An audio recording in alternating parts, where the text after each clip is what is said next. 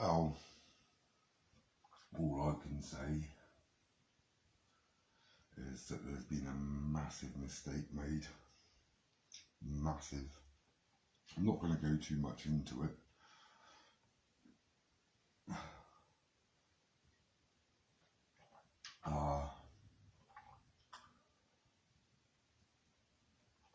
It proves harassment. I've made quite a lot of ground, I'll be honest. Tons of it. That action, calling my probation officer as was a mistake, and it should never have happened. Should never, ever, ever have happened. And even by discussing and advising Waldron, we got the recording. Pete's got the recording, the phone call. In fact, I'm going to ask him to post it over to me, because that's,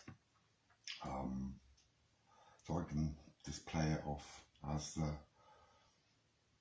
the thing goes.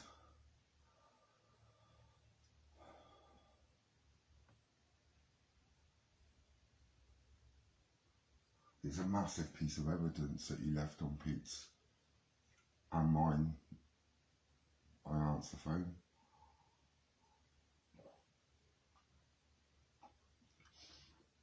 He's admitted he knew how to get round Vodafone's billing. I've got counter evidence with that, with people that I don't know that were taking screenshots in 2013 on a site on the internet. That's where I found this.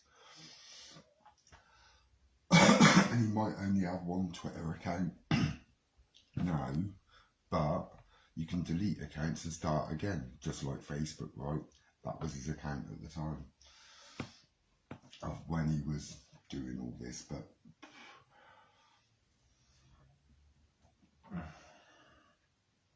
so I haven't seen those yet. I don't think I am going to see those yet.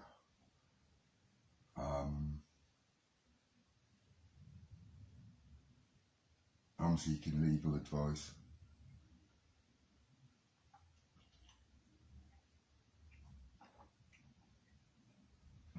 Because she's broken data protection as soon as she spoke to him. He isn't speaking to her in any as a professional, in any form.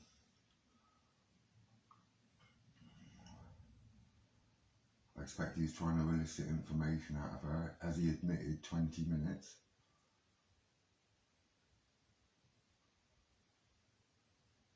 The conversation.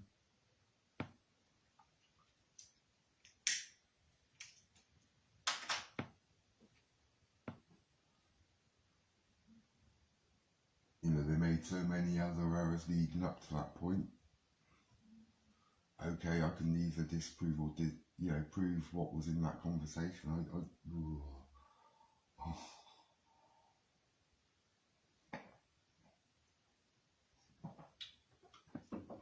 And the probation officer spoke to him without my authority. That's the other thing.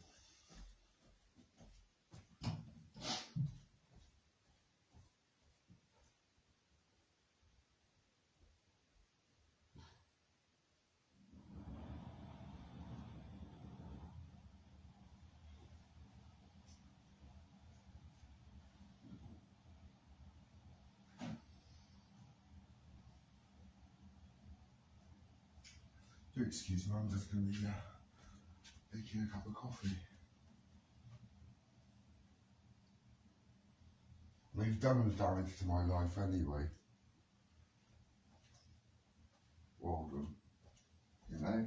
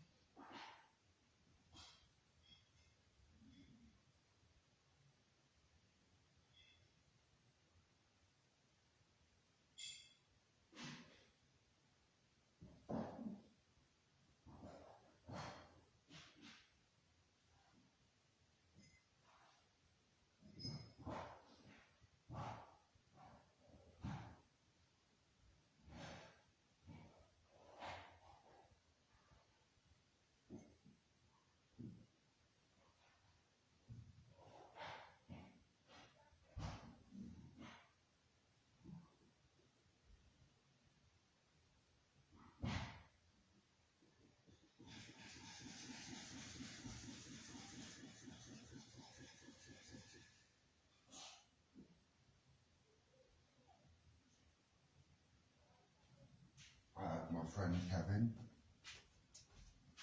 turn up.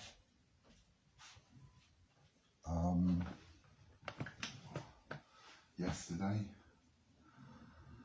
and I have a witness to that conversation, and that was full of that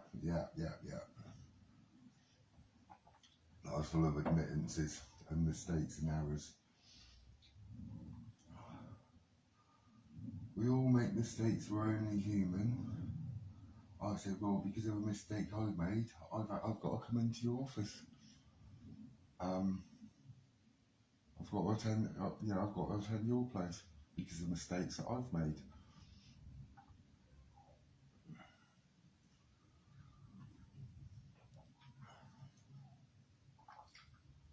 So even by exchanging words with him, that's a breach. Because I didn't give authority for her to speak to him, and that's my point. That is where I've gotten.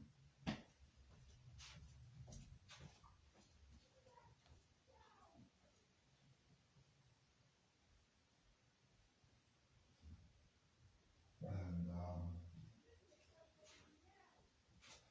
considering they made so many errors, I mean, it's quite bizarre that somebody can just phone up, give my name and address, ask to speak to my probation officer, and bang. Without any checks or balances. Who are you? Who do you represent?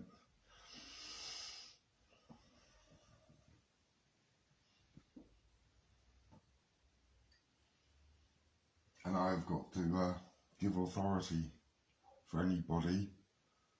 Right, well basically, I've been targeted over the last couple of years. And I got into trouble earlier this year. I'm on probation. Now, a few weeks ago, or a couple of weeks ago, Waldron started saying, oh, I'm going to be leaving Peter Green all alone. I'm going to start on Sanchez. He's deleted all that, obviously. Right, so then he fires up this live, and he's saying, he's having a go, well, he's talking complete shit. He was saying that I had my dog put down on purpose so I could go and visit,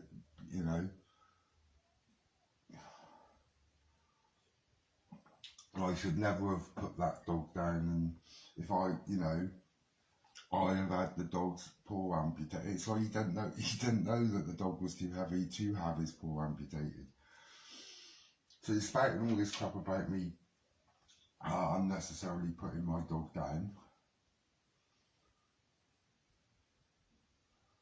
And then he goes on about his dogs being infested with fleas. Yeah, and he blamed the summer weather. That's what he did. On this, he goes, oh yeah, but it was hot. There were 2 dogs in this property over the summer, and not one of them got fleas. Strange, isn't it? So the only way that a dog can get fleas if the dog hasn't been treated for flea treatment. And then he shows the medication, which has come from the PDSA. The dog had to be given a oral tablet for fleas, right, because they were so bad, and they usually reserved for big dogs. I know these things, yeah. I do know a lot about dogs. I know more than a lot of you do.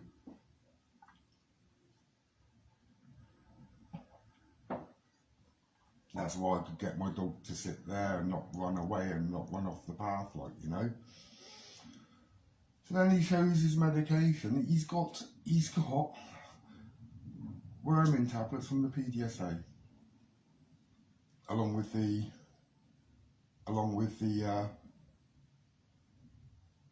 worming tablet.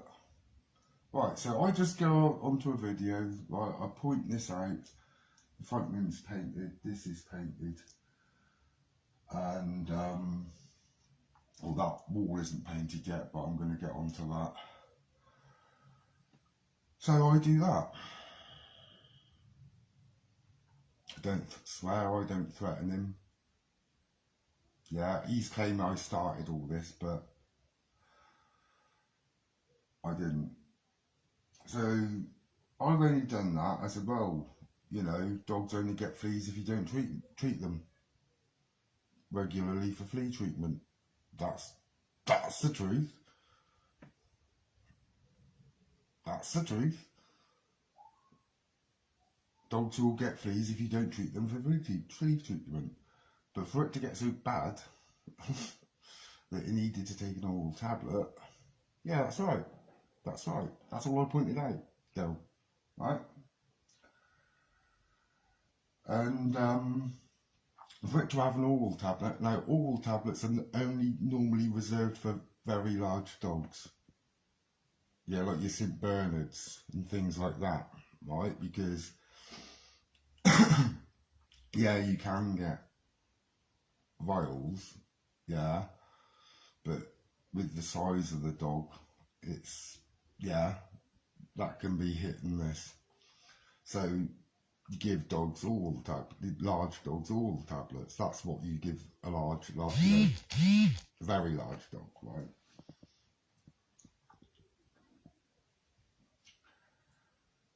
So a Labrador was had to be given that, and he's there saying that he's been saying I'm a shit dog owner.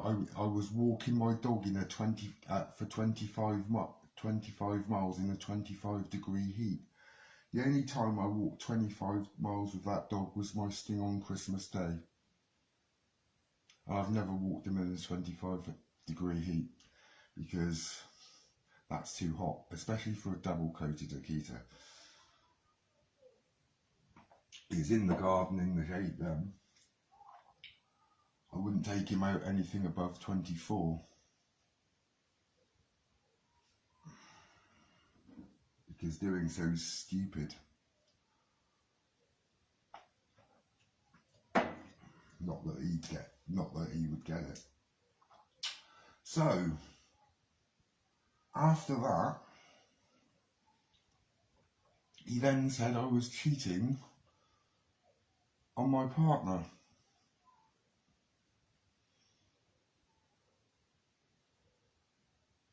And then my partner started accusing me of cheating on her down the phone. It's like, you've believed what this man that's been persecuting me for 2.5 years, that has threatened my daughter to go smash her back door tonight. It's either a voice note or a fucking, right?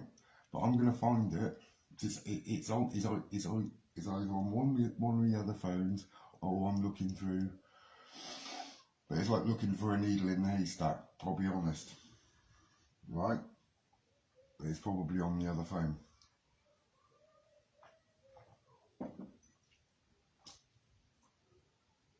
So that's broken us up. So he smashed my relationship up. Right? I've had a toy dog sent to me. I've had a threat from him in my inbox telling me that if I got a new puppy, he was going to come down and take it. He did a live earlier that week, said he was going to come down, beat me up, you know, smash the hell out of me, leave me in a pool of, you know, take me dog, and by the time anybody had found me, I'd be rotting, like, you know what I mean? Because, yeah, that's what he said, right? But he didn't say that in the voice notes. He said it on a live. But as we know, with Mr. Waldron, he keeps deleting his lives, doesn't he? Jealous, well,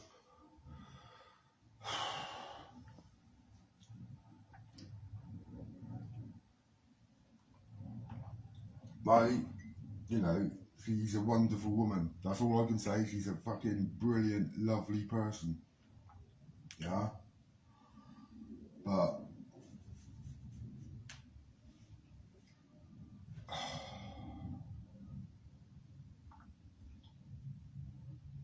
that was one step beyond.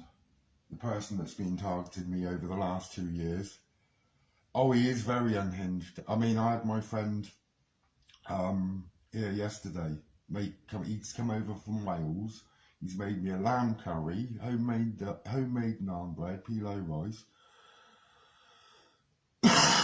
Darling, if I could get my phones back, right, I'd have screen recorded it, but I've got 32 gigabytes here on this phone. The police said I'm waiting for my S20 back, and this is, what my problem is. This is what my problem is. I've got various fucking, I can prove all this. So, right. Then Peter Greenall phones him the other day. Or they agreed to have a conversation, because he's been starting on Peter Greenall too. And Peter Greenall's recorded this conversation. And there he blames Wesley Mulhern for threatening to find my daughter and smash her back doors in. But he goes, I only threatened to go find her and have a talk with her. It's like, yes, you did. You also said that, but you also said the other thing, So there he is, right? I've had 2.5 years of abuse. I wasn't going live. I wasn't doing anything like that. And during this phone call, he made a threat to call my probation officer. Guess what he did the other day? Now, what's really funny is that I called the probation officer 2 weeks ago. Yeah, so I didn't know who he or she was. And I asked whether they could phone me back.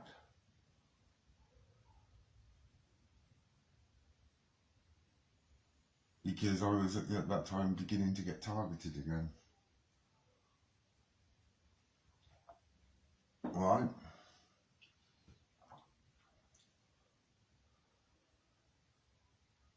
To alert them, basically. I never received a call back. But there's confidentiality agreements, isn't there? Right? Non-disclosure. So what he's done, he's called the probation office up. He's given my name and address. And he's asked to speak to my probation officer. And guess what? Had a 20-minute phone call, conversation with my probation officer.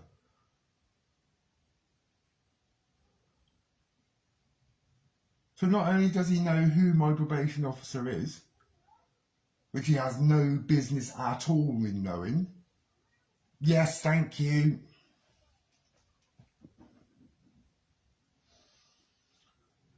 I didn't breach confidentiality. This is it. I didn't breach. I didn't breach confidentiality. I said, oh yes, you did. Oh yes, you did. Even by exchanging a syllable with the man. I am suing them.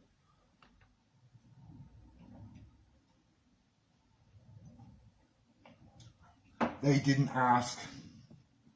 They asked who he was. They didn't ask an investigation or anything like that. Anyway, right, I had a quite tense and I accidentally swore at my probation officer. Yeah, because, that's right, yesterday morning I phoned up the probation office.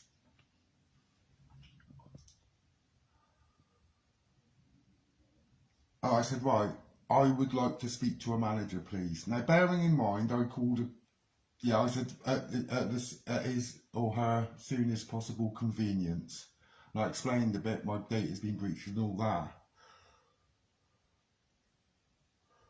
No. You see, the thing is, right, Del, they don't record their phone calls. So they're telling me that they haven't breached data protection. I've got no guarantee. I mean, really, what he's managed to do, he's managed to phone the probation office, give my name and address and get put straight through to my probation officer. And do you know what? Even at that time, I didn't know her second name. It was a female. I didn't know whether it was a man or a woman. Well, I did, actually I did know it was a woman, but I phoned up Friday. He said, oh yeah, her name is, right, but she didn't give us a surname. Or if she did, I didn't catch it, I didn't write it down. Yeah, it's like, right, okay. And I'll get her to call you back. No, he didn't pretend to be me. No, he didn't. He was ranting at her down the phone about me. And the other thing, right, that he got in the call, that I got the recording with Greenall, he goes, she advised me to go to the police. What business has she got giving him advice?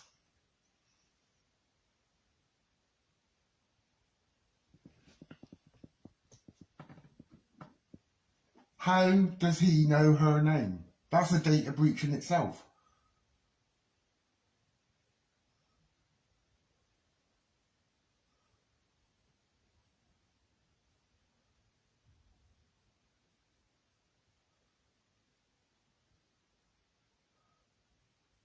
Yeah? What business has he got knowing my probation officer's name? That is a data breach in itself.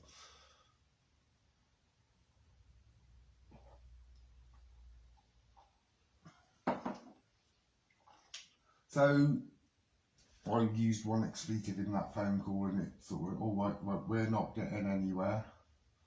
Next thing I know, my old probation officer, the one that got promoted, yeah, and I've got a witness to this call as well, yeah, we all make mistakes, we're only humans, he said. I said, well, I made a mistake, yeah, and I said, no, I'm having to attend your office for it.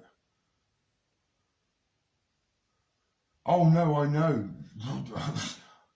Yeah, I wouldn't profess to know a ton about the law, but I know a bit. You know? No, they don't record. They don't record. They do not record. For some odd reason, they do not record in that. And I'll tell you why I know that they don't record. Right? Because when you phone up an organisation, if you get the message, your calls may be recorded for training and quality purposes, right? That is to get around the Telecommunications Act of 1985, I believe, right? Because you've got to have permission to record a call, right? So these people have to inform you by law that you could be getting recorded. Okay, so they don't record their calls. But what they do, and what I have gathered is, oh, we get loads of calls like that. People reporting people on probation.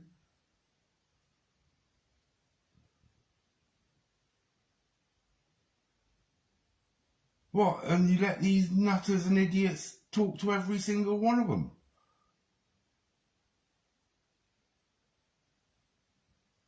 Oh yeah, I've got threats on my inbox to, if I get a new puppy, he's going to come down and forcibly take it from me, which is a threat, because obviously there'd be violence involved in doing that.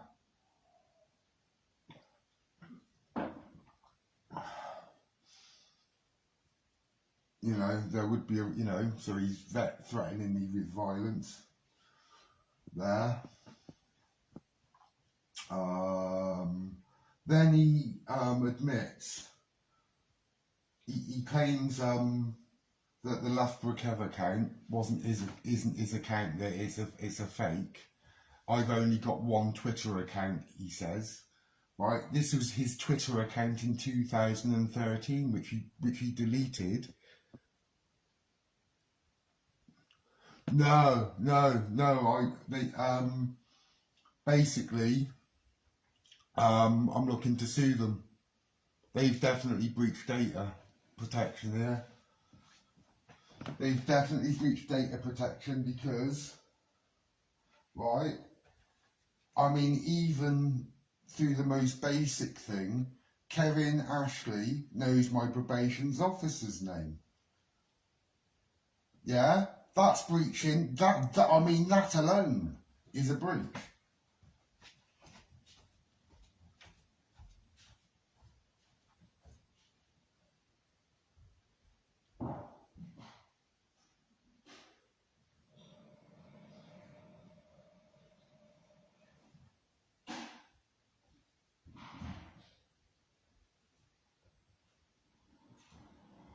And anything that Waldron said to her, right, could prejudice her or sway her, either unconsciously one way or another.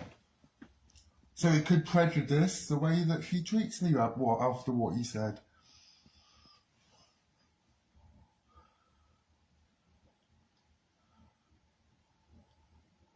Did she make a mistake? Yeah, because it wasn't recorded, I can neither disprove or prove this, but did she actually leak out anything about what, you know? I mean, they made every other fucking mistake in the book.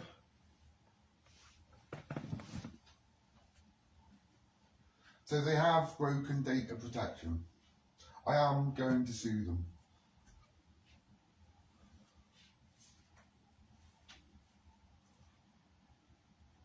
I am going to sue them.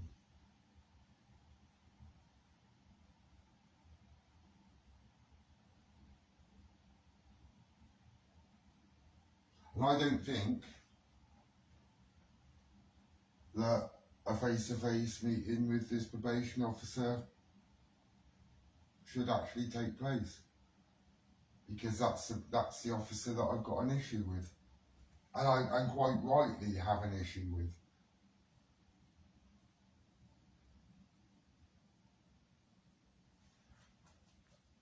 Because nobody should know my probation officer's name. That alone is enough.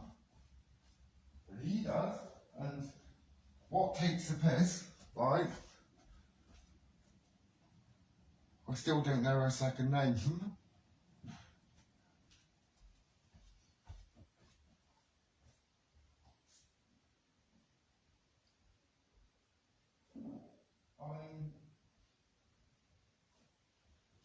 I'll have to listen back over the phone call recording again. The one with Pete, he had, where he dropped himself in a loads of times. You know, blame Wesley Hearn for threatening to go find my daughter and smash her back doors in. He goes, I did post her up online, and yeah, I did threaten to go and try to go and find her and to talk to her.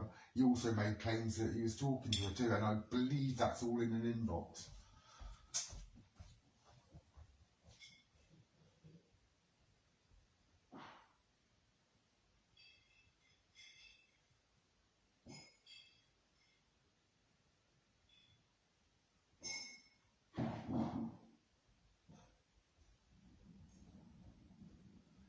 In fact, I'm sure that that's in an inbox.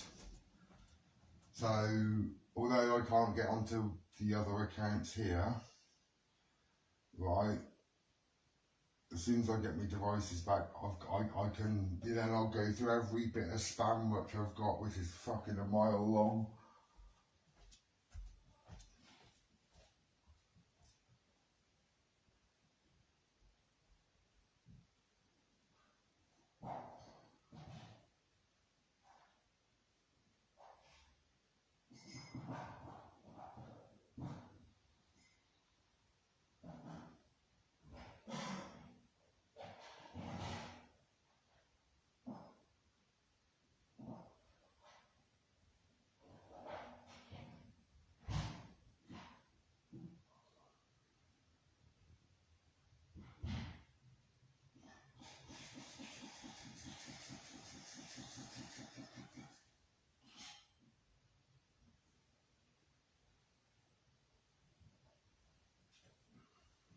You know, this is how twisted these sick people, they're not wired right. You have your dog put down, so what do? They send you a toy dog.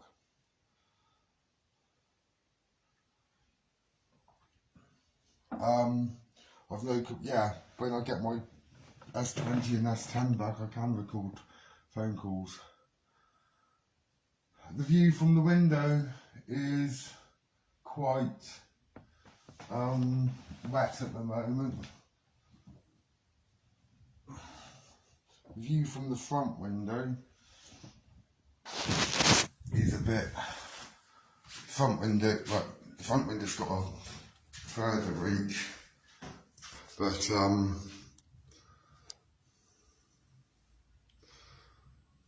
so it's quite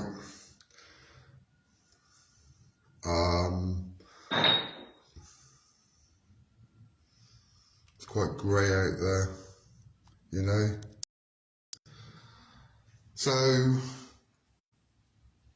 yeah, then I had my former probation officer saying, you were unprofessional, trying to put the onus that I swore at my probation officer, because it's the first time I'd heard from her.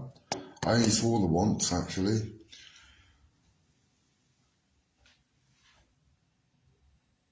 And obviously you're angry, but I was also angry at the fact that she didn't call me before when I'd asked her to, and then, you know, and intervene in time. And the other thing that, so after that, I said, right, you know, so all we have to do is, we're going to have to review the fact that somebody can just phone up and talk, Yes, you've got a point there, she goes. And then, it was we all make mistakes, we're all human. And I said, well, you know, I made a mistake, that's why I've got to attend your office. You know, so we have to pay for our mistakes, don't we? So, this is the best line. She was new to the case. She didn't know who he was and had never heard of him. Then why have a 20-minute fucking phone call with him then? So they're telling me they didn't know who he was, yet they had a 20-minute conversation with him anyway? Come on. Come on. They're in a lot of trouble. They're in a lot of trouble.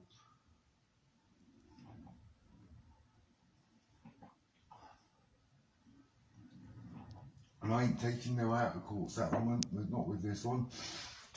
Tell you what, I've had enough. I have had enough.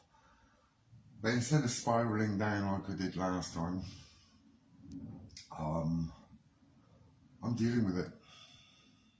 I'm dealing with it. I'm dealing with everything. I'm dealing with everything. Every misjustice, basically. Because I'm sick of being targeted. Absolutely sick of being targeted. I'm sick of people spreading lies about me and people believing it. I mean, it isn't only the fact that Waldron has contacted my probation officer and has just smashed my privacy all over the place.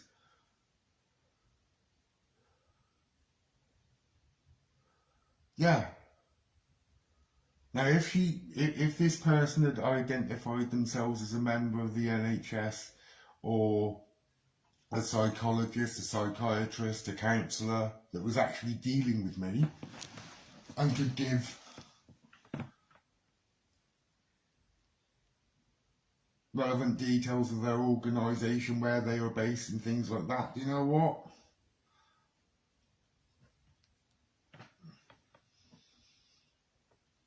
And the other thing, I have not given, and this is the other thing that my old probation officer said,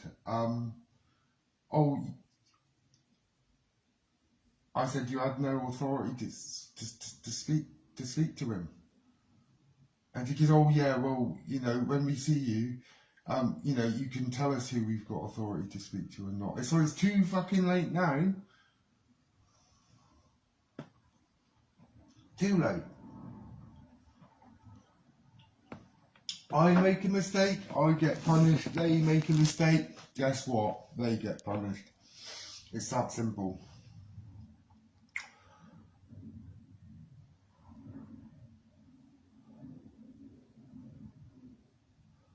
It's that simple.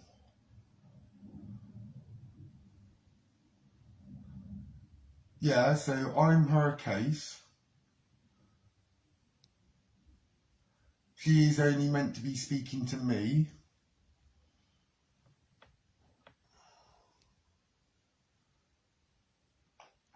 If I had a counsellor, or if the police, or you know what I mean, wanted to speak to them or anything like that, they'd identify themselves and they'd be able to talk to them. In fact, that's the first thing that they'd do, because it's a professional environment. Hello, my name is, I am from da da da da. I'm here to discuss.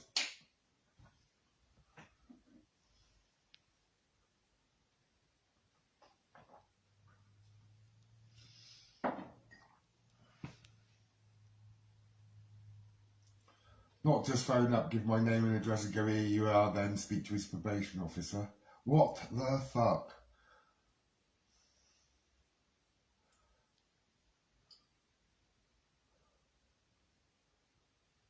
You know, my old probation officer was saying, oh, well, she didn't breach, she didn't. I said, yes, she did.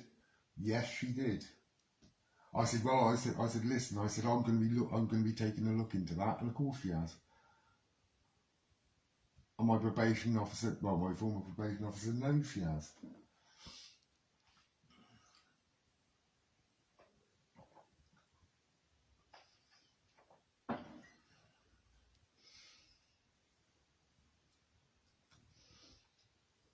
So,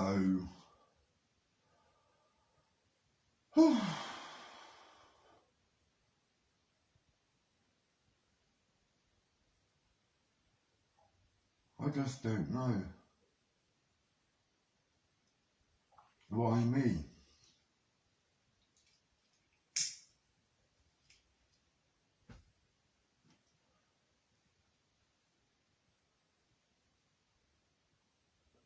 You know, but given previous things that have been happening to me, considering he was one of that group targeting me and mass reporting me to get my devices stolen away from me. And one example, lost an S8 and an S9, which were going to be my decoy phones.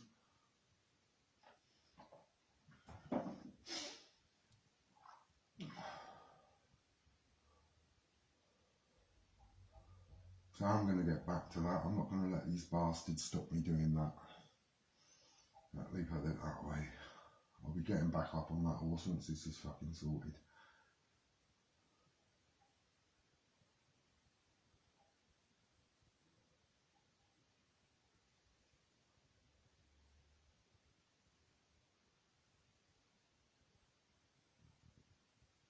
But yeah, I mean, you know,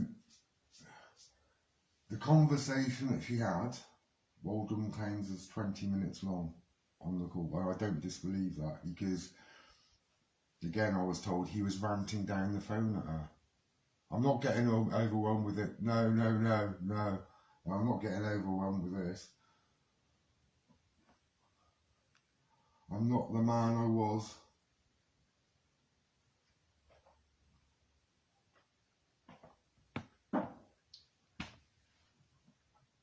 I'm not the man I was.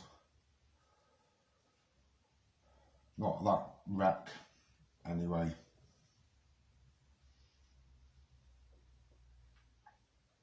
That was due to what they were doing to me.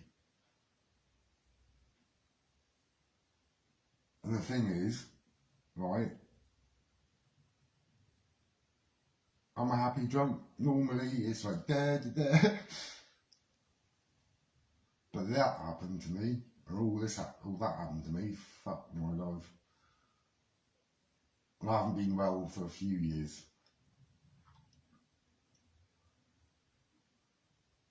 Quite a few years. Like obviously I still get panic attacks and shit like that, yeah. Bad ones, mild ones, medium, you know, so that happens daily. But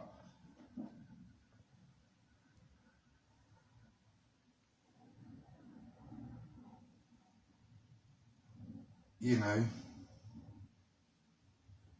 I said to PG, I've said to Kevin, I said I'm not drinking, I'm not buying weed, and I'm not buying weed. I'm saving up for a dog, and I'm going to sort these bastards out. I said I've got to have a clear head.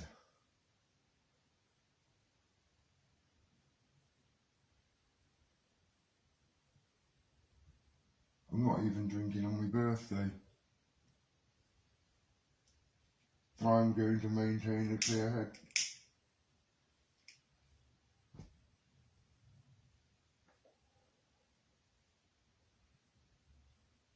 And I'm going to get this done. All of it.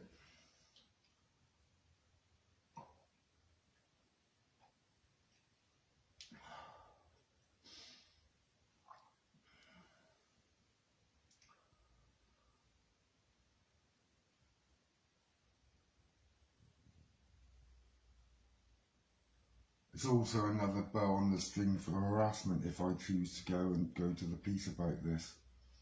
You know?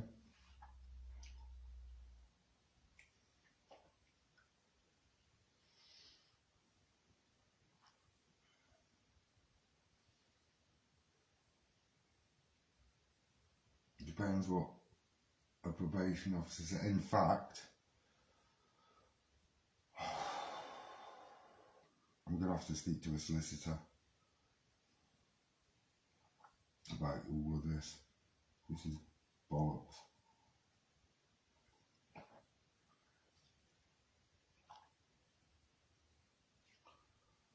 And I am.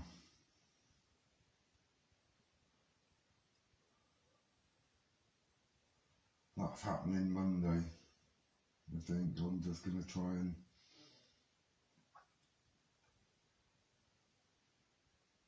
get something done.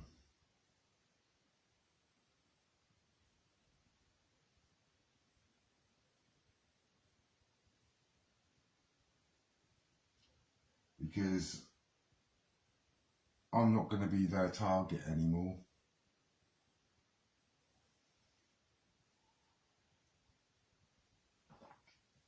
I'm not going to be disbelieved by the police because I've never told the police a lie about anything that's been going on. The reason why I was doing those lives throughout all of this, yeah, in various different states of soberness, was to chronicle what they were actually doing to me, sending me the calls I was getting, so I could audibly record them on this live, so then they're indelible.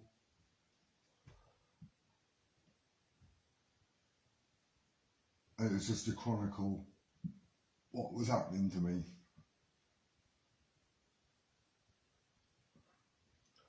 Okay, Del, you take care. Have a great day, yeah?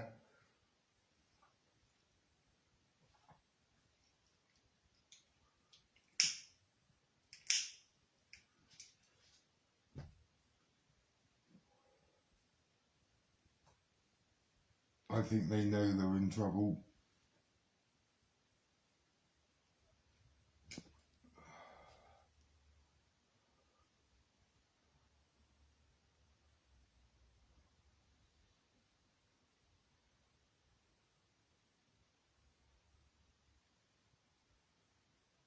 Yeah, I know you get all types of offenders going in and out of probation, many of which haven't done very nice things. You know? Last time I was there's an old man amongst in a wheelchair. Fucking looked like, exactly like them too.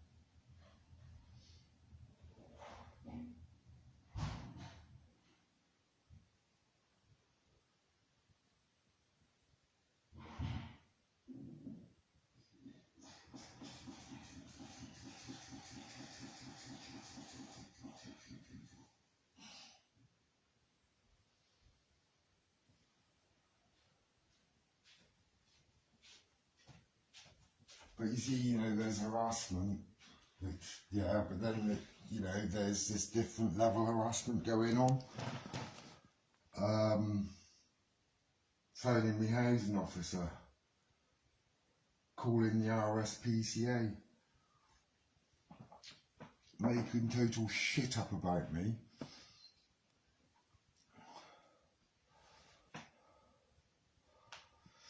I walked I think it was, how far is it to the vets and back? 5 miles. His paw was fine on it. The RSP's, yeah, he's moving fine. Yeah, I know he's moving fine. You know, I've walked him 5 miles. Oh, yeah, you know, he's alright. He's alright. And I told him, anymore.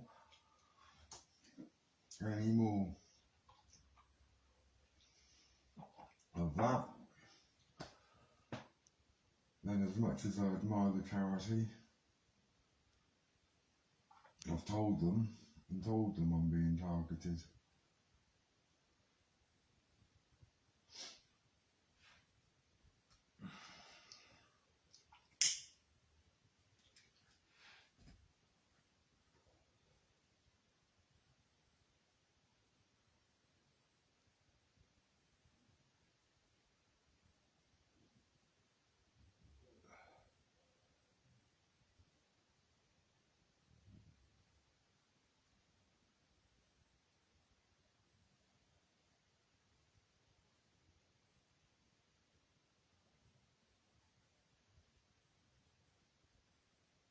So yeah, I'm going to be checking all my inboxes, all the spam, and all the Facebook user things. And all I've got to do is look down, and if it's got gifs of Jimmy Savile in it, it's him.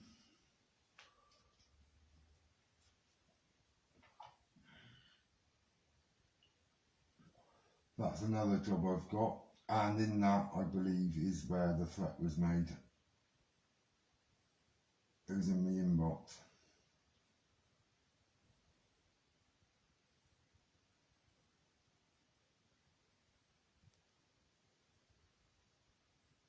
I mean, what type of twisted individual anyway takes a photograph of a father and daughter on a graduation day and then cuts my head off of the picture and then sticks my abuser's head on there? What type of mind does that?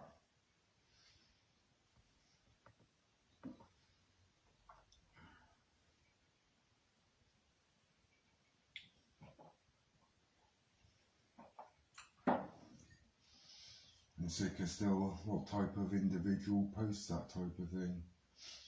Pretty sick and twisted in the head, really, isn't it? Really.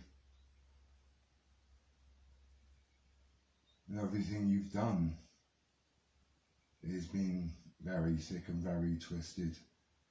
Very, and planned. You know, to get rid of your evidence quickly. So you delete your videos, delete your account.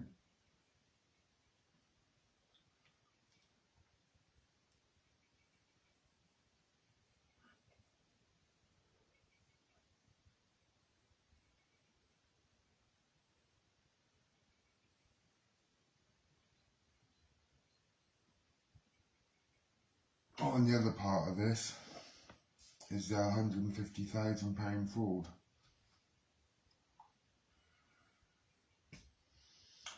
He admits he knew how to get round the Vodafone bill, and he knows how it works.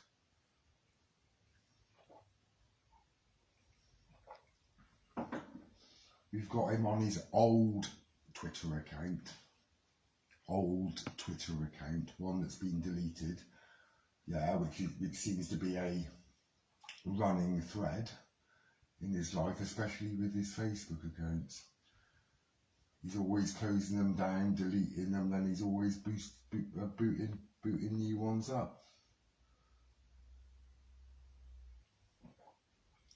And you might have a Twitter account now. I ain't fucking you know what I mean? I don't do Twitter. Like I said, You know, I've got a Google Drive from 2000. I've got no such thing. I've got no Google Drive from 2013. That's a site with a blog about him. On people, or some people in that blog, this is military, that might have been a bit more spread out, we're talking about him at the time in 2013, and they themselves looked at Twitter. Hello, Joanne. And they looked at his accounts, and this is what they discovered about him in 2013.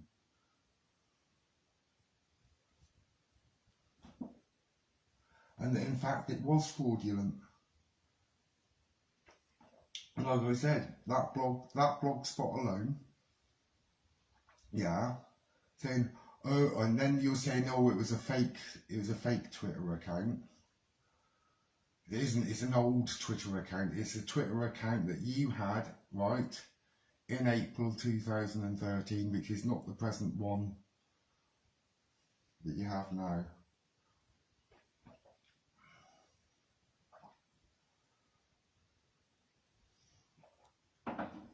I don't use Instagram, I don't use TikTok, and I don't use Twitter.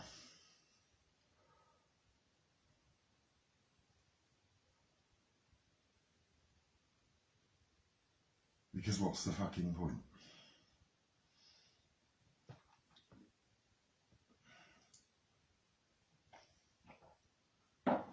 I don't see the point. Never have done. I mean, there might be something that I might have signed up to it, looked at it, and then thought, fuck it, no.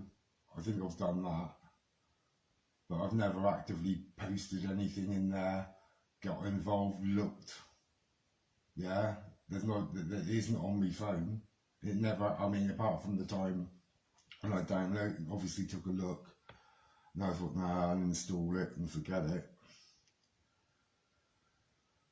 Alright, Del. Catch you later. So I've never had it. You know? But it's his old Twitter account. The one he possessed in April 2013. How much longer he had it after that point, and how long he had it before that point is immaterial, really. But it was his account, and now he's saying, oh, it's a fake account, it's a fake. No, it was not a fake account, it was your account at the time. And these people reading that story in the Daily Mail, right, did a bit of digging on you themselves. They were looking into your Facebook account, they looked at your Facebook account, they looked at your Twitter account.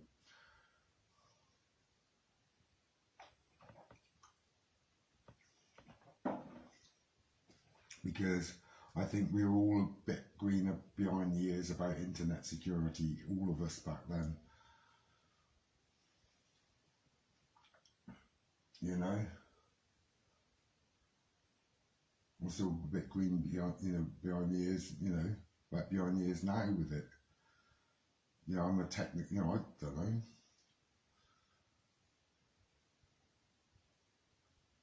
Before I started, I don't think I learned how to screenshot even, or screen record or anything like that. None of it.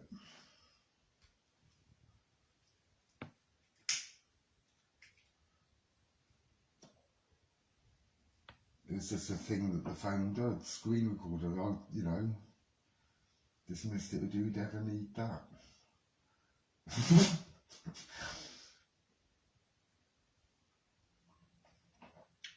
Little did I know.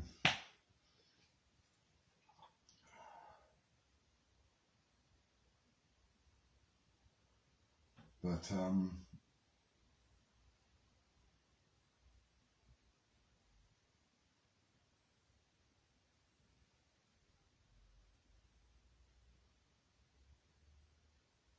nah.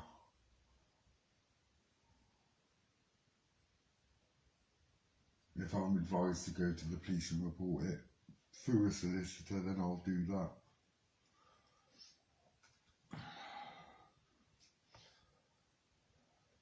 Because everybody knows how reticent I am of calling the police. Catch you later, Joanne.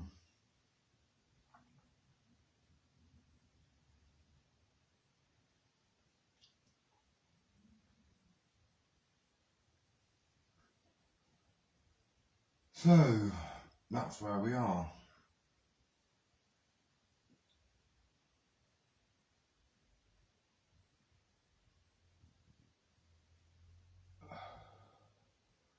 And he's dropped the probation service right in the doo-doo. I mean, nostril deep into the doo-doo.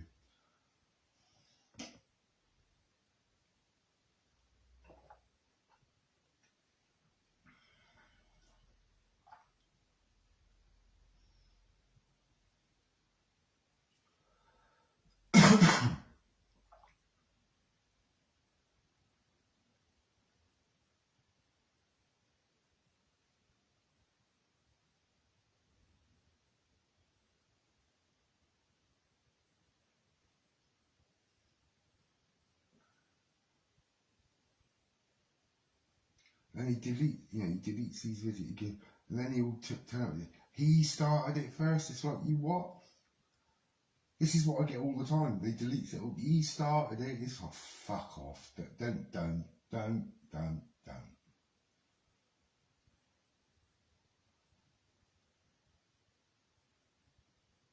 I wasn't going live, remember?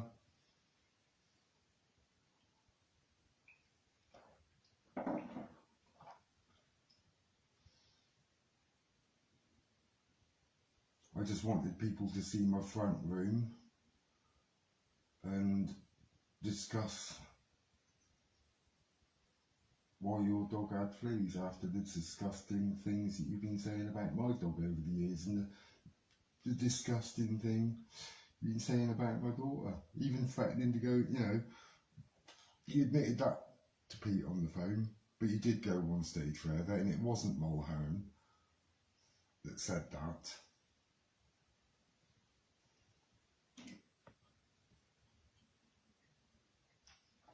It's one of your favourite sayings.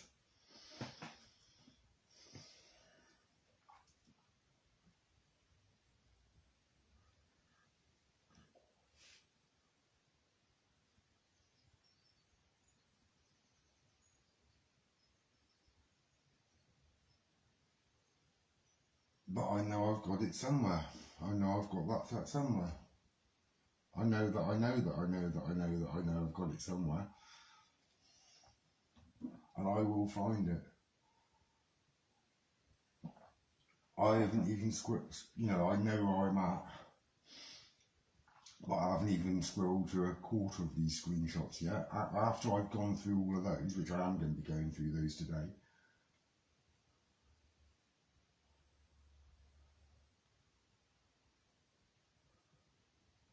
And I've got all other places to look. Google Drives. Fucking tons of Google Drives. Tons of Google recordings.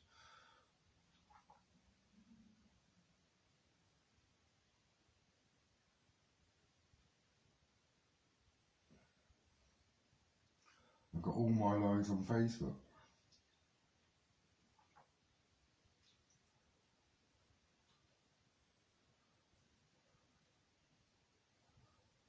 And if I haven't, I know somebody who has. So,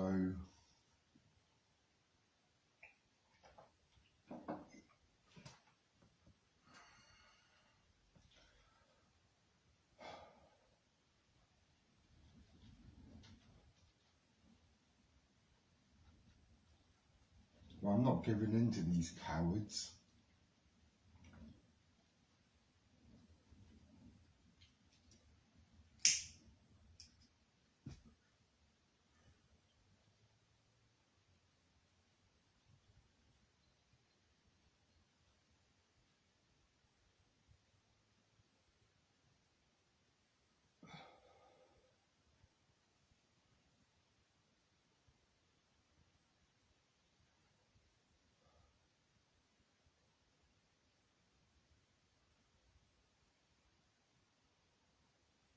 I've got a case and they know I've got a case.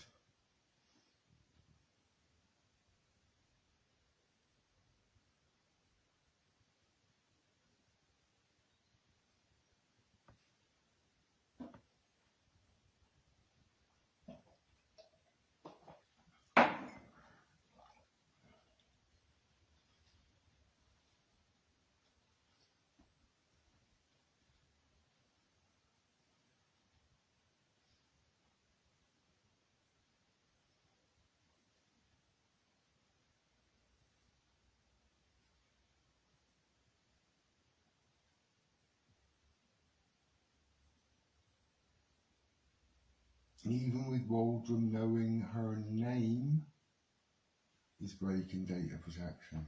That's just the base standard of it. That's the lowest mistake that they've made. That's the initial mistake that they've done. Patching them through was a grievous error, which was the first mistake. The second mistake is knowing her name, and the third mistake was the conversation ever took place. Because she hadn't clarified where he was from, who he was representing. Instead he went on a rant at her.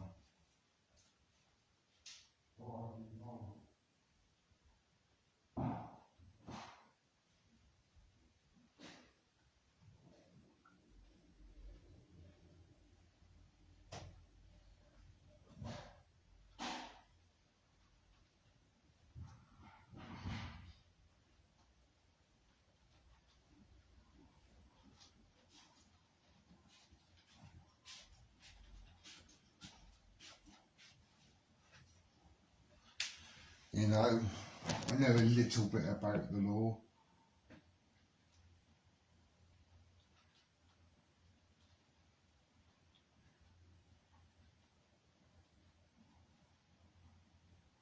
I mean, shit, I've arrested people, you know.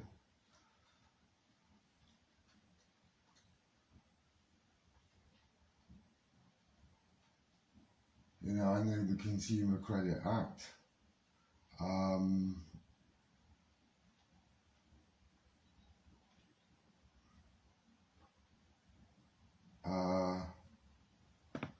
What was it? The 2015 Act, which I got EE on, got £2,000 out of EE. So I know what I'm doing.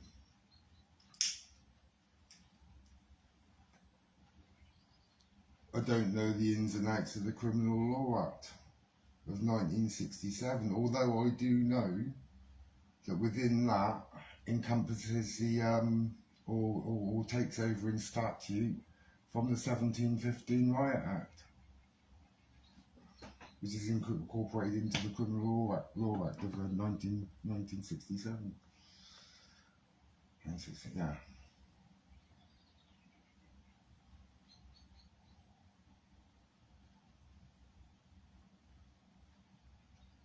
I'm looking into the justices of the peace. I've still got to get round to that.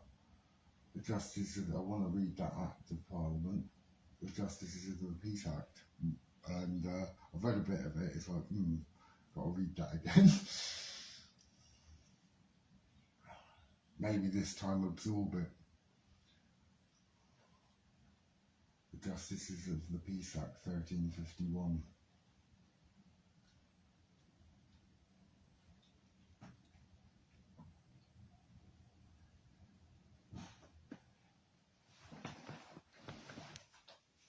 So, I know bits.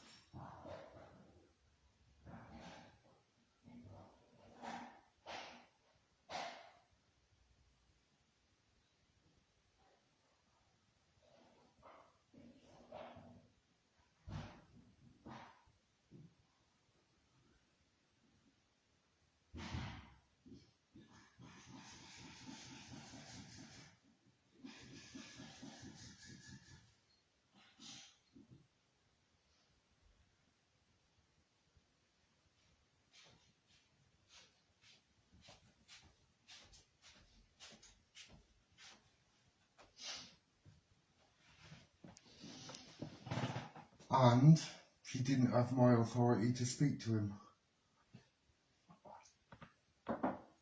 Even have a conversation, let alone hold a 20-minute one with her. No. No, no, no, no, no. No. I ain't having it. I am not having that.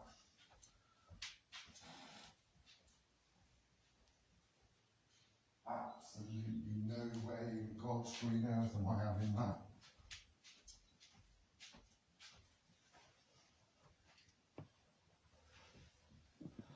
My favourite line though,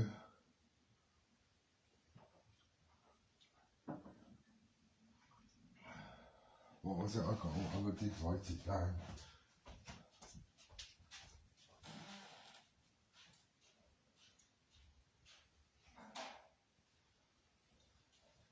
Right. She's new to the case. She didn't know who he was and had never heard of him. In which case, why did a 20-minute conversation take place?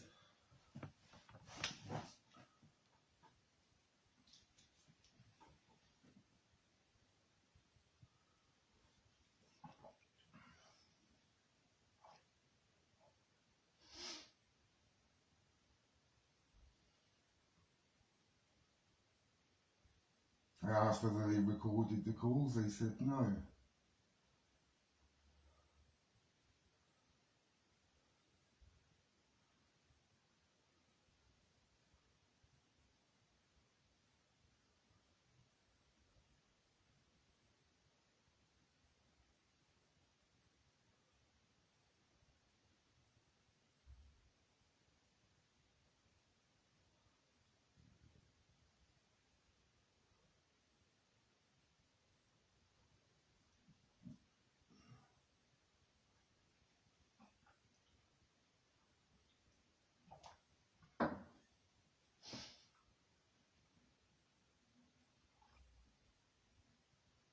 Everybody makes mistakes. I was told that as well in the second phone call. Everybody makes mistakes. Yes, and because of my mistake, I have to go and see you.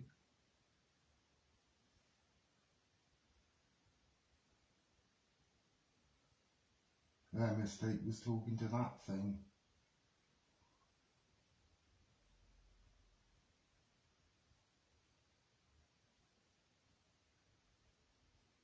I am calm and I ain't having this. I am not having this.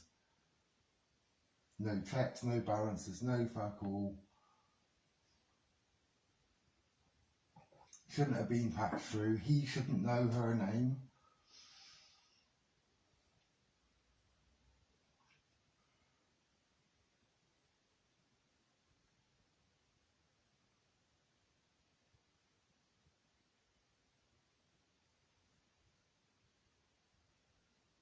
New to the case, didn't know who he was.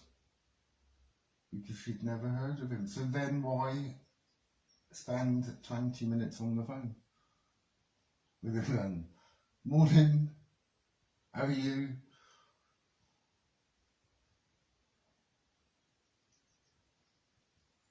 If she is new to the case and didn't know who he was and never heard of him, why spend 20 minutes on the phone to him? You should have put the phone down straight away when he was trying to elicit information, which I have absolutely no doubt that he did. You should have put the phone down. She also advised him to go to the police, didn't she, Pete? What right has she got giving him advice? She's meant to be impartial. And she's certainly not meant to speak to anybody without my bloody authority.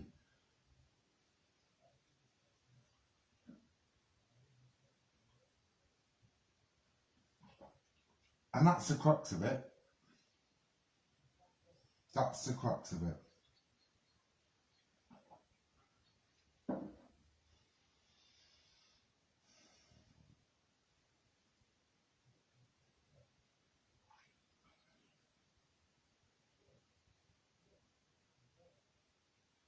So he didn't have the authority. I know I have. I know, mate. I fucking know.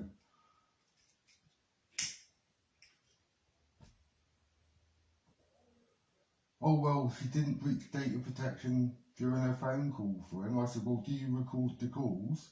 She said, no, this one's not being recorded. I said, well, that's good.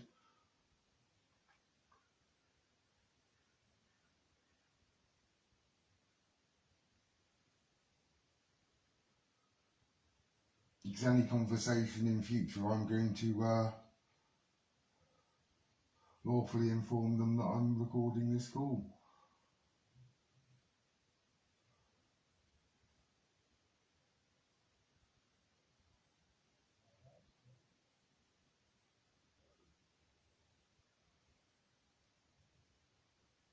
Under the Telecommunications Act of 1985, I've got to inform them that I'm recording the call.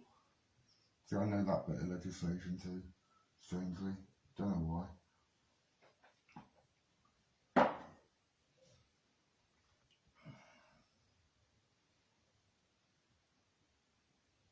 Abstracting electricity, there's another one.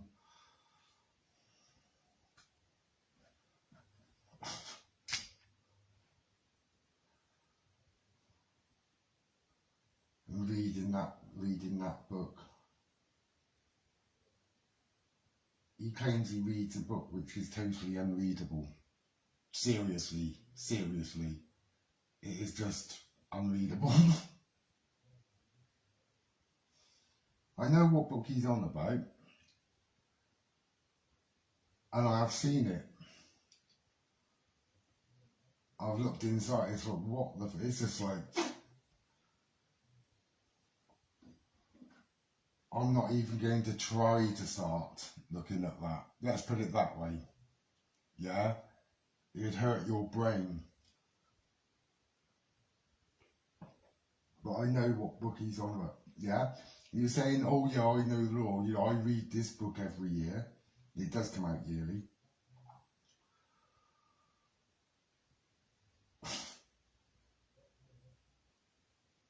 So what's he telling us? He actually goes out of his way every year to pick up this book, which is absolutely fucking, it's untenable. You can't do that.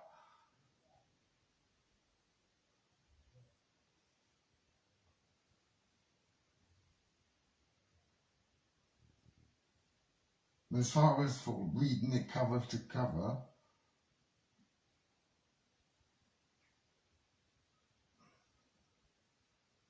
solicitors have them. That's it. They've got to buy that yearly. That's what.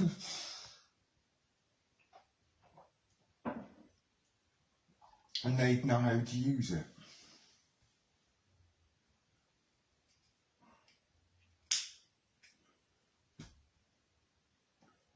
Because they're trained. You know what I mean? You would need to be fucking trained. Let's put it that way. To even begin to work out what's going on there. I know. What brain? What fucking brain?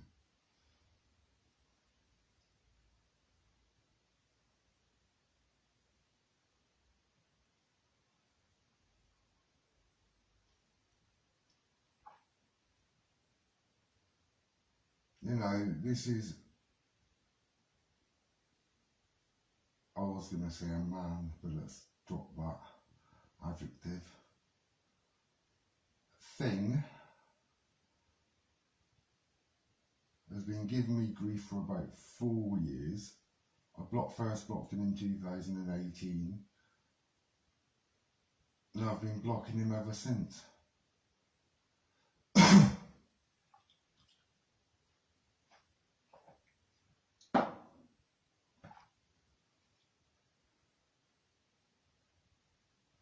Has been invading my life along with others, conspiring basically to ruin my life and ruin my mental health, and they've been doing it for an awful long time. I'm in an awfully better place now. Do not presume the man I was. I'm not that man anymore.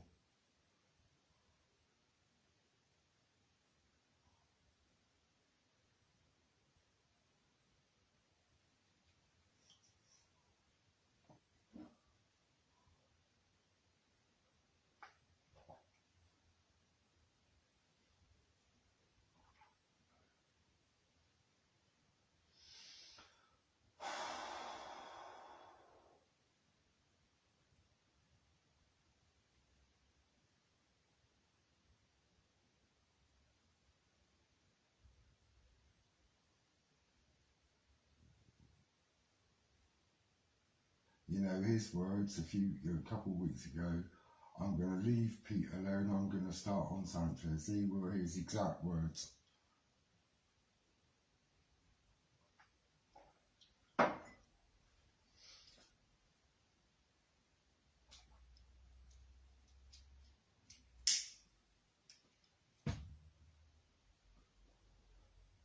So I got a bit drunk one night. One night I got drunk. Little drunk. Not, not plastered. Just drunk.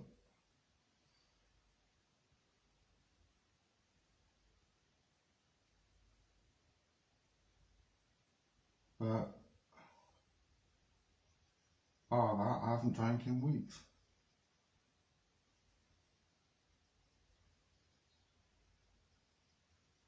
I've been going weeks and weeks at a time without having a drink. It was only through the summer when I was here and it was hot. Did I have some? And that was, again, not every day. And again, I didn't get drunk.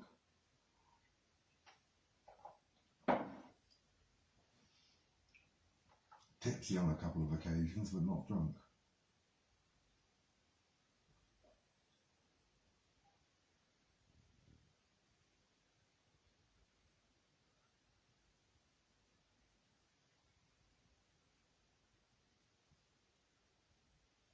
So I'm not going to be turning to alcohol.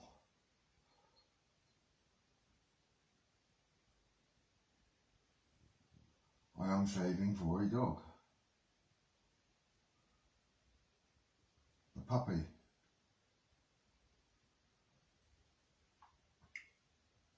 So I've always had Akitas with serious mental problems. I brought them around.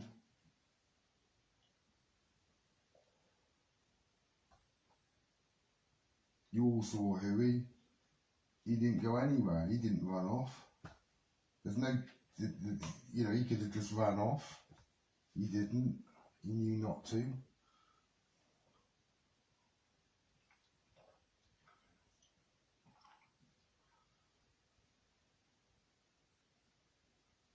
He hung around with me. When sometimes I'd lose him up the hill, but that's because the obstinate bastard was off sniffing something. And he could hear me, he knew where I was, but he was just, nah, I'm doing this, which was what they do. And then they'll come and find you.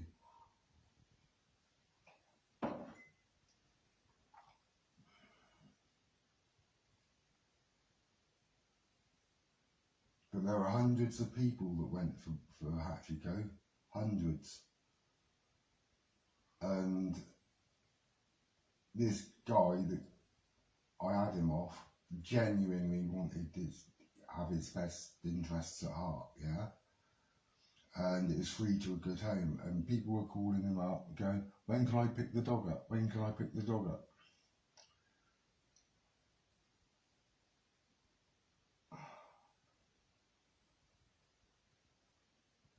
I said, could I possibly come and view the dog, please? With no expectation of taking the dog there and then,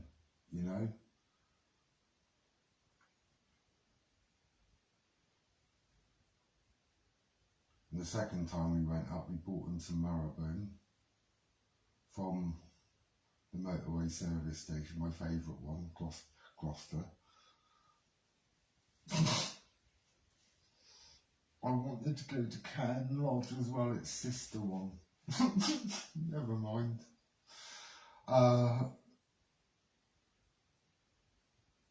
And that second time we went up, because again I had no expectations of actually taking the dog that day.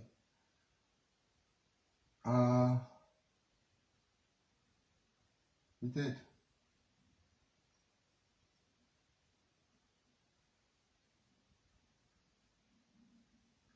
And that's only because of what I did with Mork and Mindy. Mork was the problem.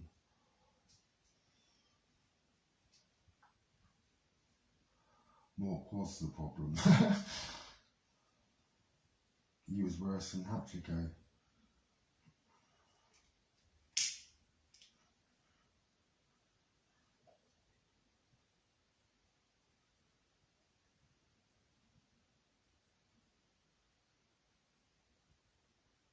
And my transformation of Hachiko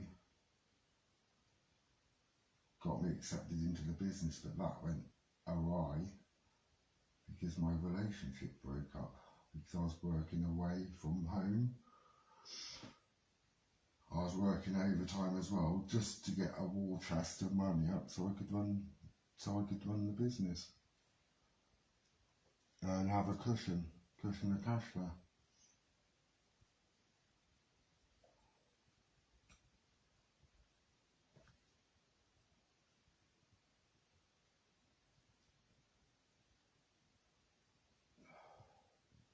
And I had a 360 interview with the UK franchise holders.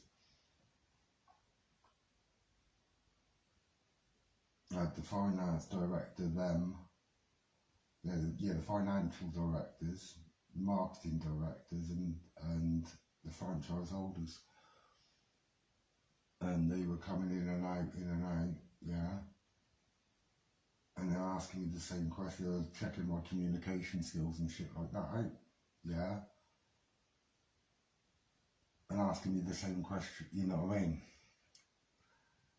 A thorough examination, and because they knew my uncle, because obviously he owns the whole thing, it wasn't nepotism. It wasn't nepotism. And he said, he goes, talking to you is like talking to your uncle, because you got the same manner, you know, your communication, it's like sat here talking to him. Now, I haven't seen him since I was about 6 or 7. He emigrated to Australia.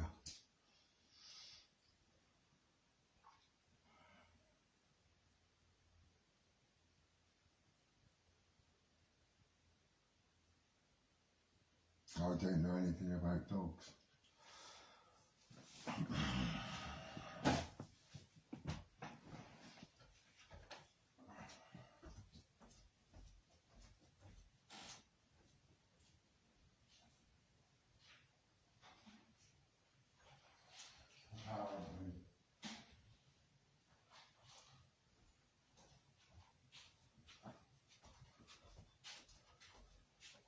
Yeah, with his paw.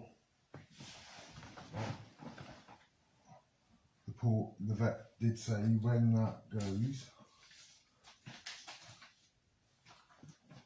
you know, we can't really do an amputation, it would ruin his quality of life completely, he's too heavy.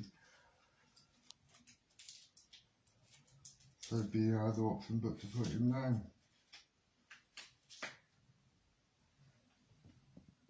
Alright, mate.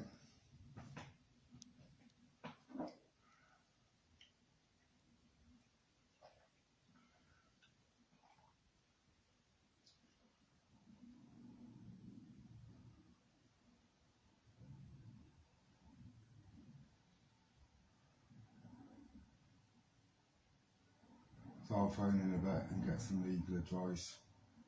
Actually, make an appointment, explain what's going on. If they then tell me to go to the police, I'm going to the police. And then I'm gonna, you know, obviously, because I want to report that to a solicitor first. and explaining what the Sam Hill's been going on, you know.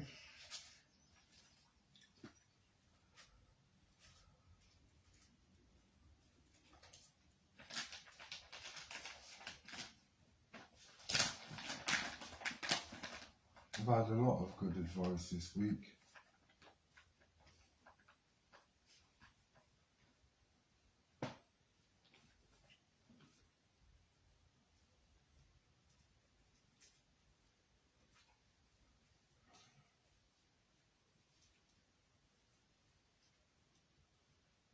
You know, I'll be honest, I've never looked into data protection, actually.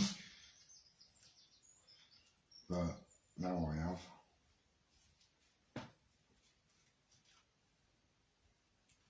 And it's green lights for go, go, go.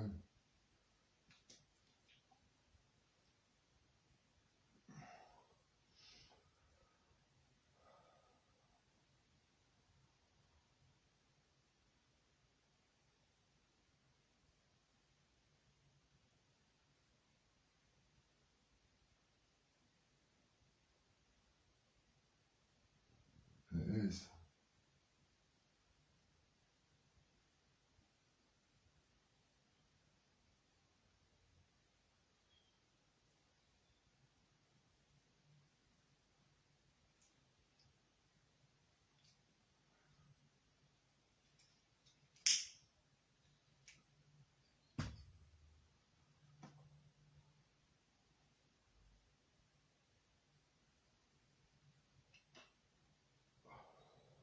What has he left in the voicemail? I was going to appear on Phil and Holly, but Vodafone stopped it because they were too embarrassed. And the other justification is that he did it because Vodafone didn't pay any UK tax. It's like, come on. No, you perpetuated a fraud, Sunshine. That's what you've done.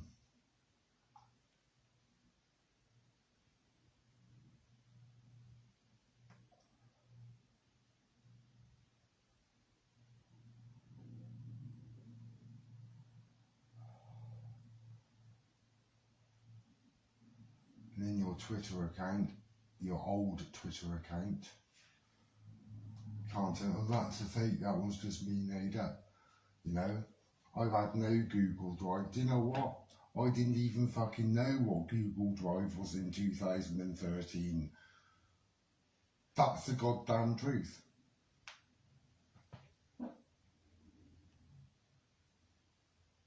I'd never been into it. I didn't know really what it was.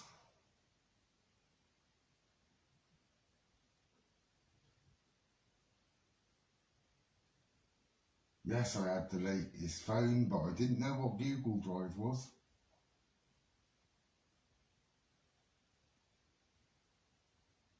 I got my phones to play games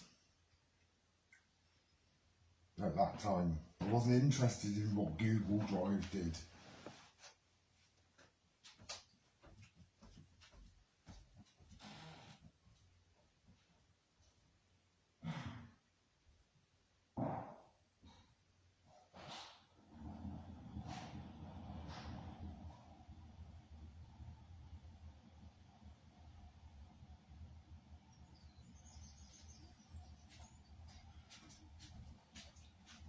My friend Kevin and I went up the hill.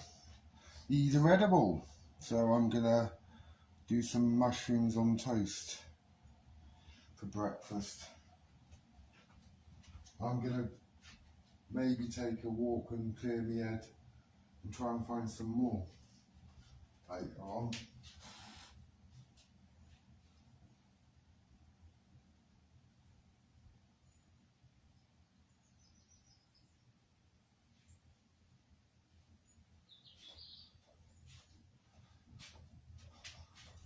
I should have gone out this morning, really.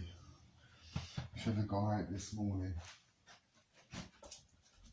There we go.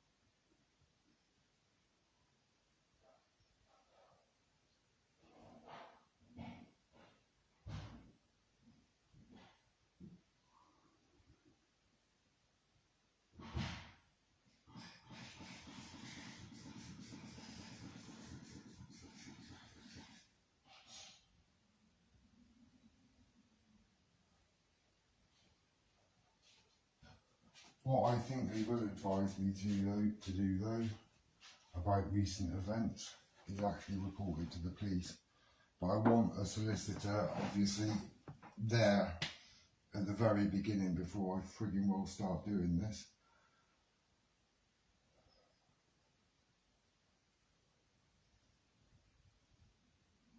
Then if they advise me, which I think they will advise me to report this to the police, then I'll report it to the police. I'll also add that I've reported it to a solicitor. Bang, that's it. So I've had enough.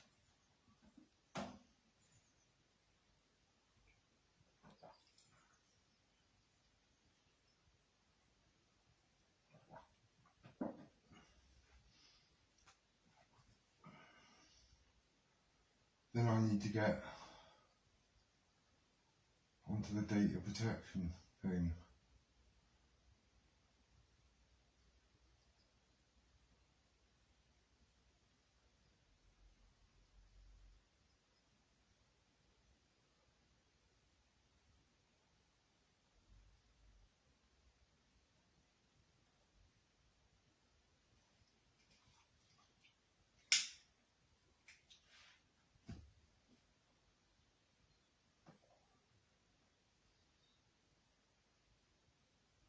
So it's the complaints procedure first. Lodge a complaint with the probation service. That's the first step. A formal complaint.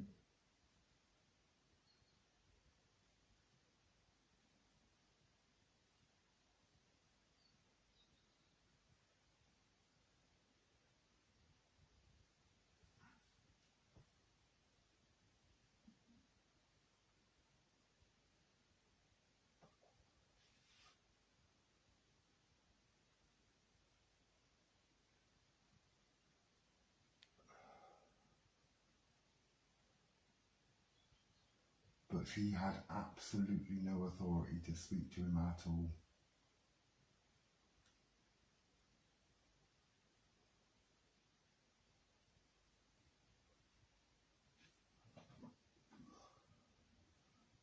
Which that in itself breaches data protection.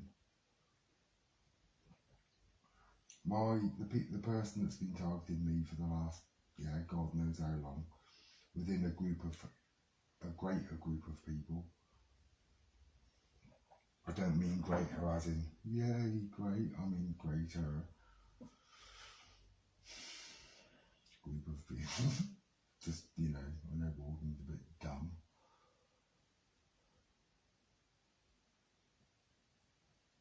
And the abuse continues.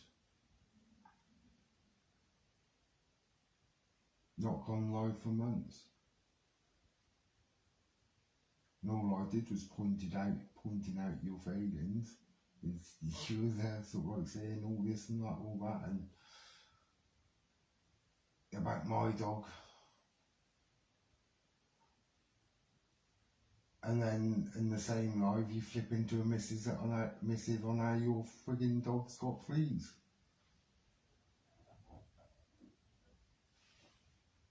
And how they got so bad that you had to get a tablet for them. Which is like the nuclear option with a medium-sized dog. That simple. That's all I said.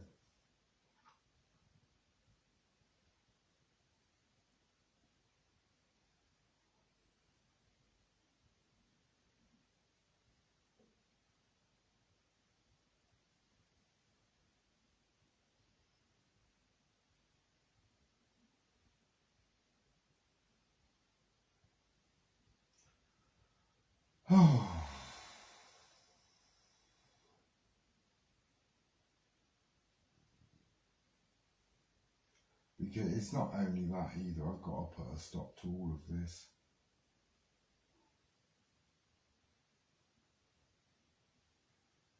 All of it.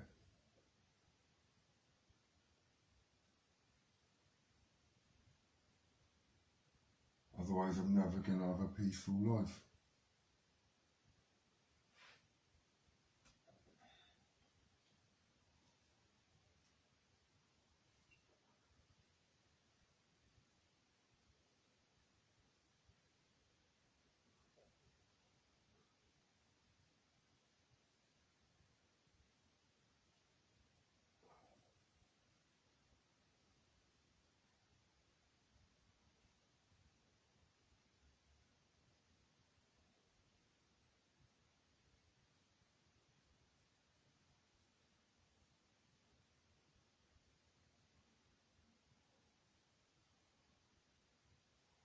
honestly don't get it.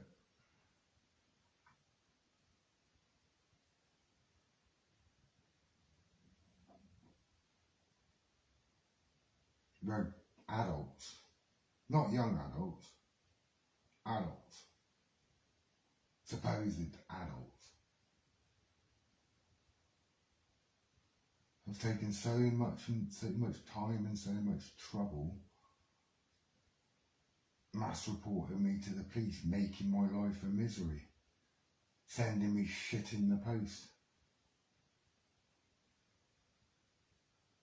Even Kevin said yesterday, he goes, that was fucking evil, sending that dog in the post to Amazon.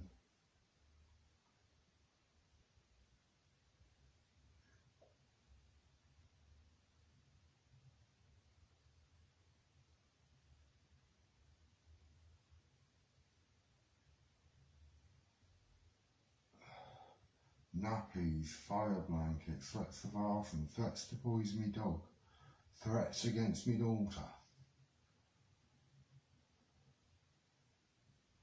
threats against others, death threats I've received, threats of violence,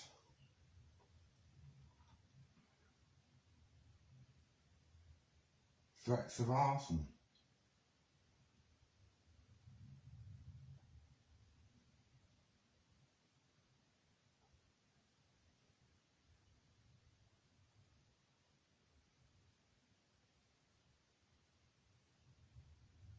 We've had bricks falling through windows. We've had a group of people just doing some of the most, and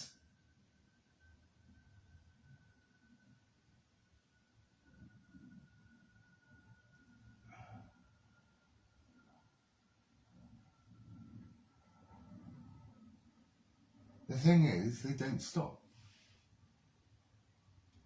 Don't stop. They get up in the morning. What can we do today? They've got fuck all, but they really have got nothing better to do.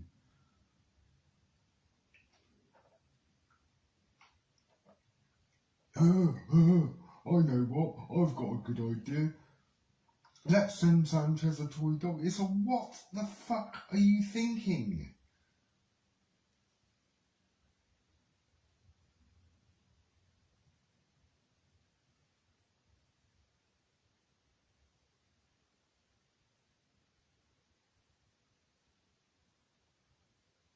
Who in their normal mind does that? I've put my dog down earlier this year. So you go and send me a toy dog. I had my phone seized for the second time, I think it was. What happened? I got sent a toy phone. Nappies, colostomy bag information, phone calls from these companies.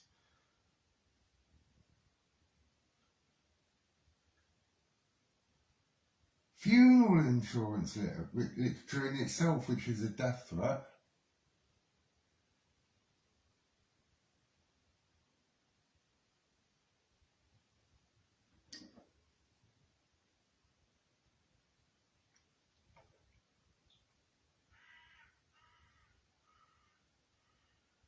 And these people have taken their 2.5 years and longer.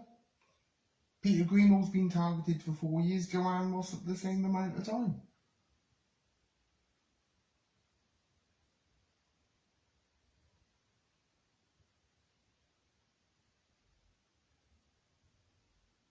And it's a targeted, vicious hate campaign.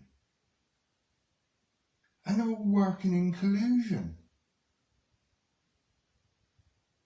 He deletes his evidence. I said something wrong on that live. Bang, that's it, that's gone. He keeps on fucking changing accounts, deleting his accounts, yeah, and doing all of that just to evade police detection.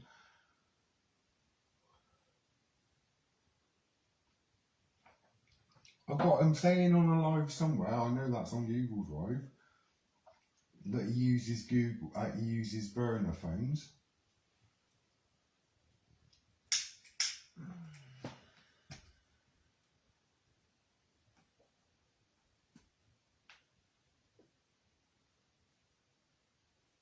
So I've got all that of him saying that in the past.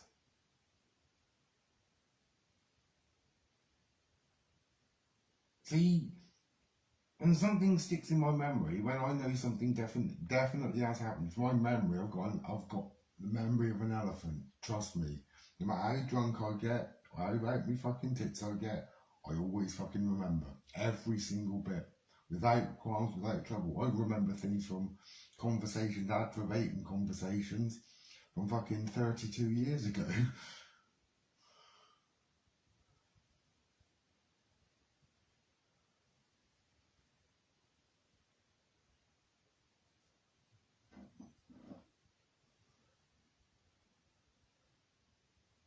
41 years ago.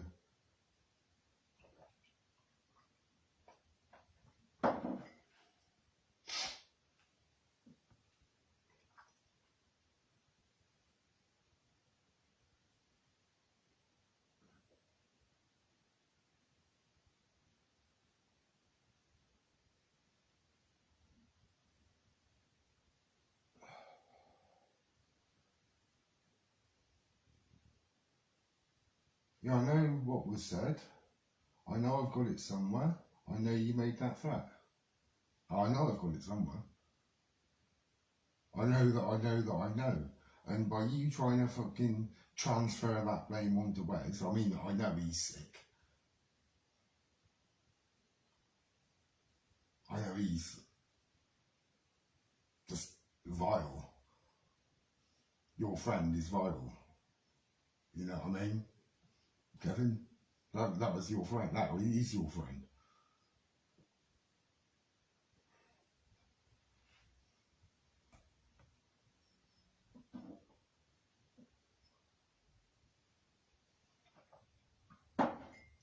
And in that phone call as well, when Mr. Green will ask you about the UK database, there's a stuttering little pause in your voice. And then you go, there's no evidence to point anybody at that, yeah? Or words to that effect. There's no evidence as to who's behind it, that's what you said. But the pause at the beginning and the way that you can tell it in the flow of your speech, right? And when, to say I was selling double glazing or even newspapers, you know, you use these and not this. You know, it's more, you've got to listen more than you speak sometimes. And I should, you know, I know I speak a lot now, or have done in the past, but this is only because of what's been actually going on.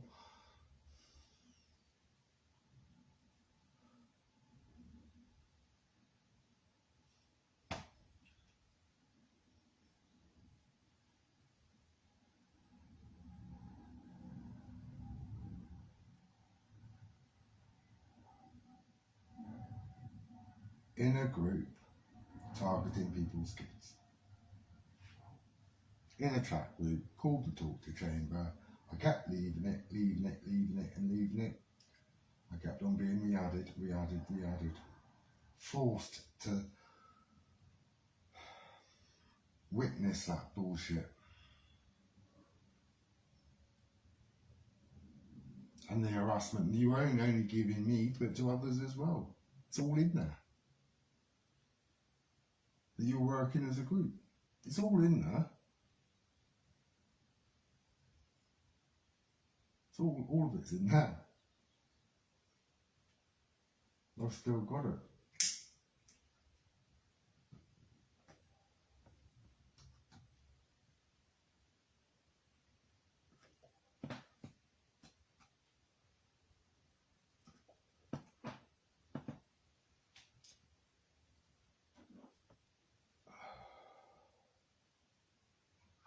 There's a different reason why.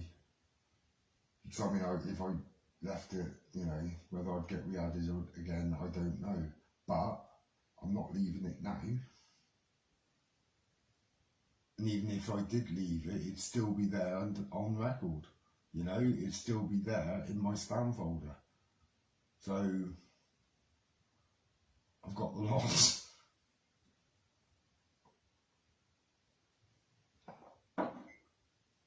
I've got the lot.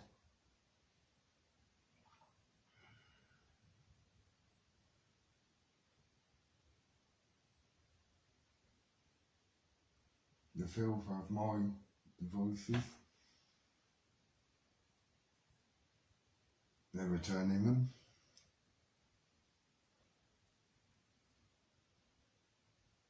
They've got more on it. On those, and I've got access.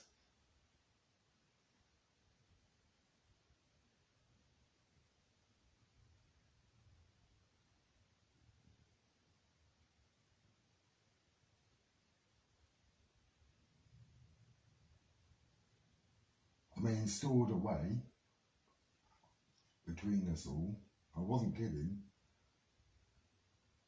There's terabytes of information.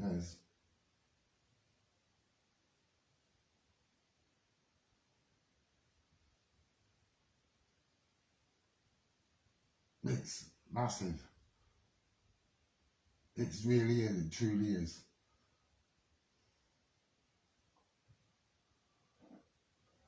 And that's 1, 2, 3, 4, 5 of us.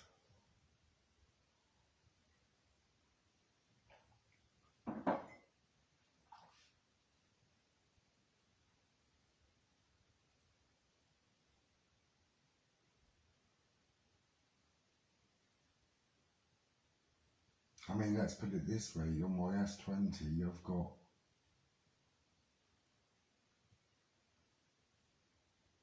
I've got that much downloaded, so I only play Call of Duty and yeah, it's like an aircraft simulator. I'm flying the plane, getting flaps down and yeah, and landing gear and all that shit. I've got cribbage, I've got Monopoly,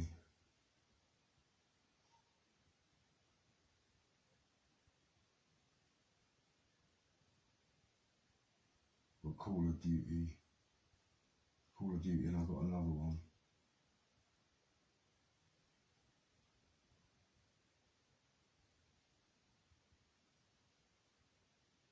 But beyond that, it's is it 512 gigabytes I've got in that?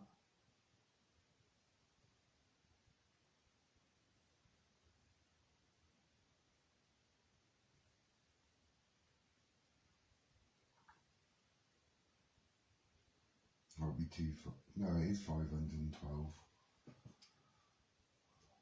If I knew I'd need the storage.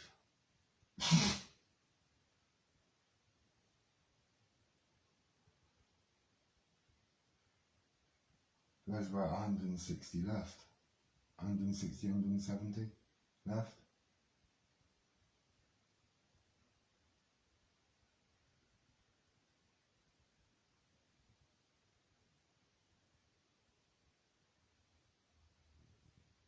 When you put it into that aspect, it's mental. When you look at it like that and you think, shit, that's a lot. Yeah, it is a lot. And then discount what's on my Google Drives.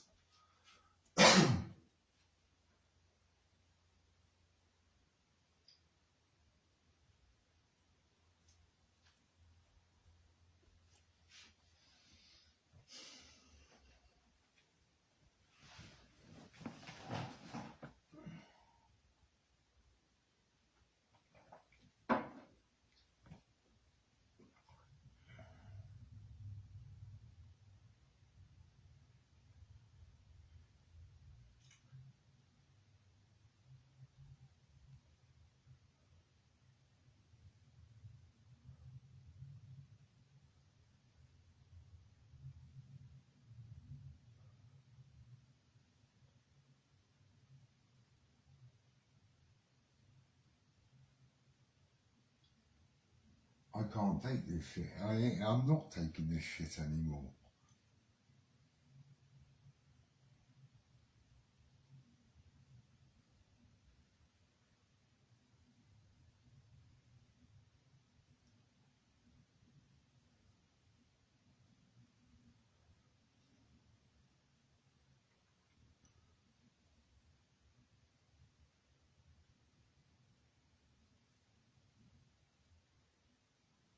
I think the law needs to be changed, and certainly the security on Facebook Messenger needs to be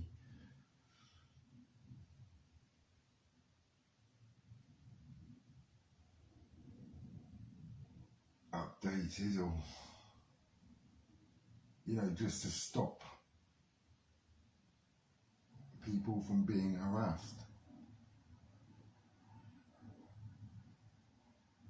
and stalked.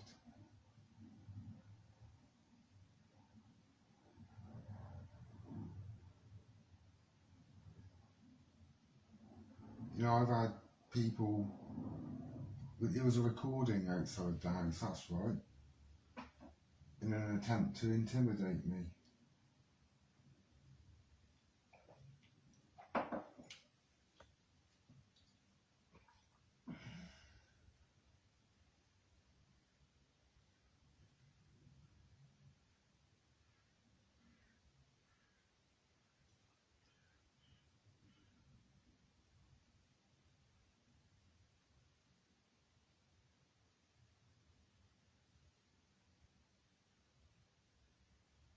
This is all wrong. What's happened is wrong. Everything.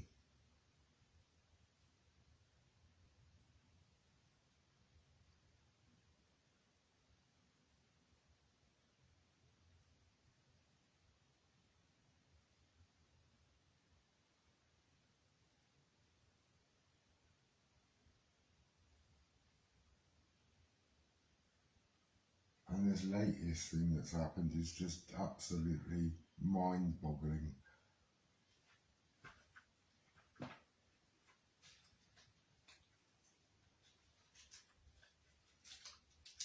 Mind-boggling.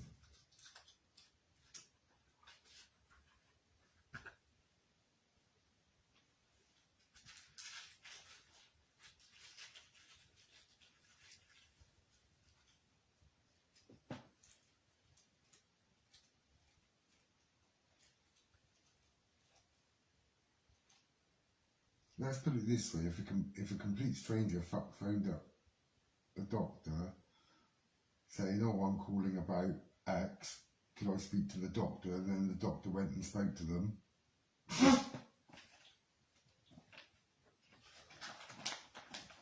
Same principle applies. Same principle applies here.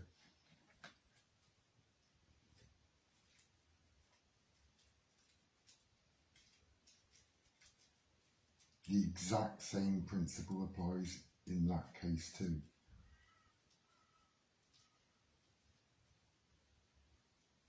You just can't have every Tom, Dick and Harry that's been stalking you knowing your address and phoning people up and going, I'd like to speak to, and then actually getting through to them. That's like him phoning up the doctor's surgery going, oh, I'm calling about him.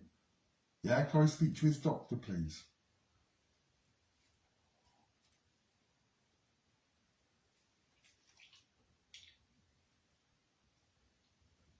And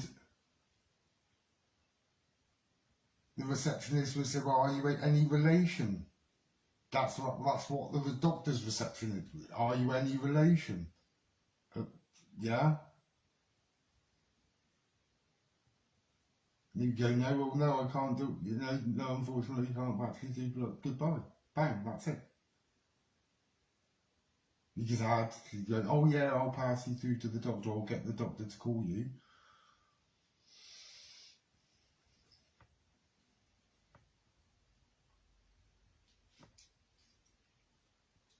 They'd get screwed for it.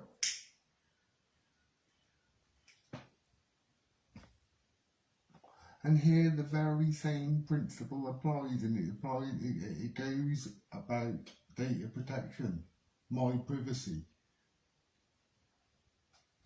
I mean, I find it mind-boggling that he knows the woman's surname.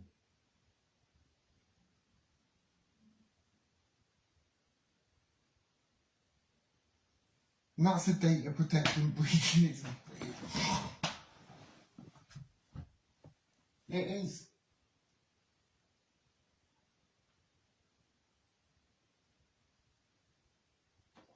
I've made a mistake, I'm paying for it. They've made a mistake, they're paying for it. Simple. You reap what you sow. Sometimes.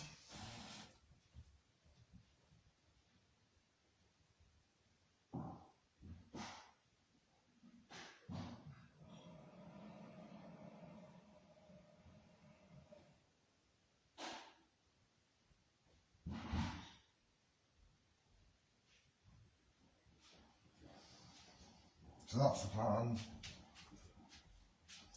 I'm going to call a solicitor up today. Go in and get advice. If he advises me to go to the police and report him, I will. Because I don't want to engage with those dickheads without somebody, i.e. the police, knowing about it. Yeah, that actually now I've got legal advice about this, and I've informed my solicitor that we're actually having this conversation.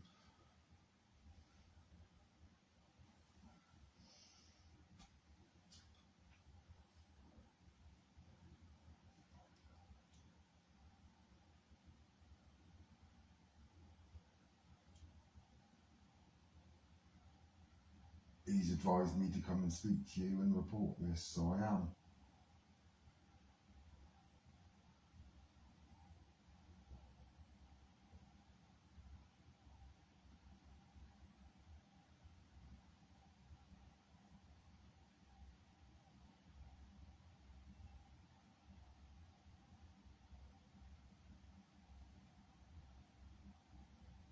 And what's worse about all this is that I've been telling the truth all along.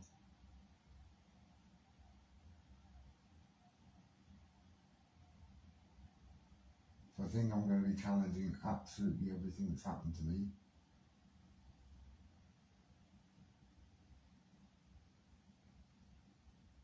Because I've got proof of in everything.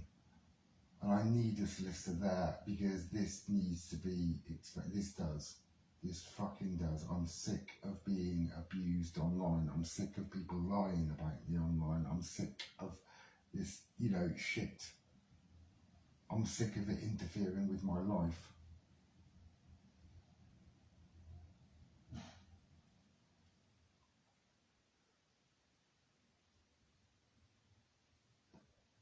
But he's made a massive, massive, massive error.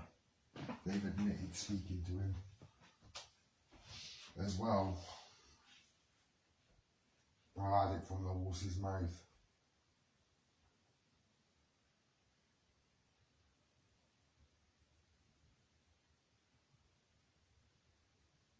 And that is wonderful.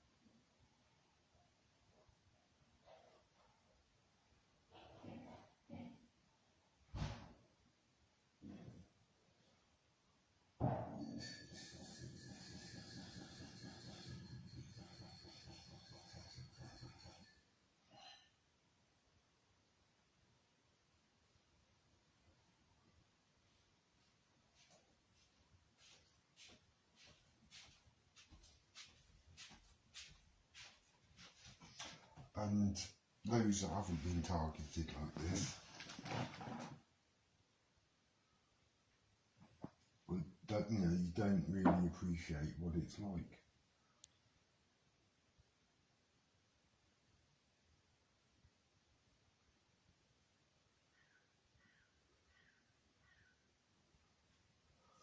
First time I lost my devices on that mass reported bullshit, that's when I lost it.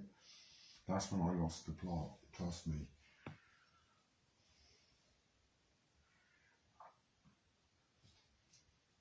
Because I could not believe it.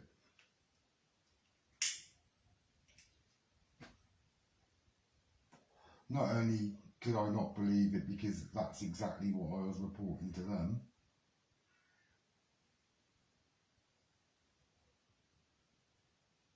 not only I know that they're aware that such things have been going on,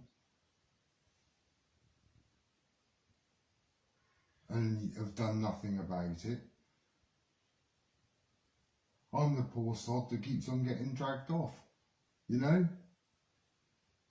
And that in itself, especially when I called them at 7:31 in the morning, when I was walking up the street, I saw the police there. I thought, oh, brilliant, they're here to take a statement. Little knowing they're about to smash me door in.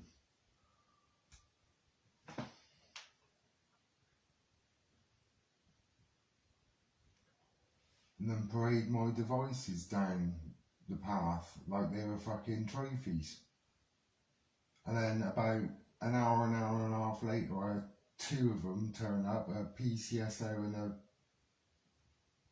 police officer, turn up and said, oh, we've talked to Bristol City Council, they, you know, you can move from here if you want to. It's like, you fucking what? You come here, you seize my fucking devices, and then you go, well, actually, do you want to move now?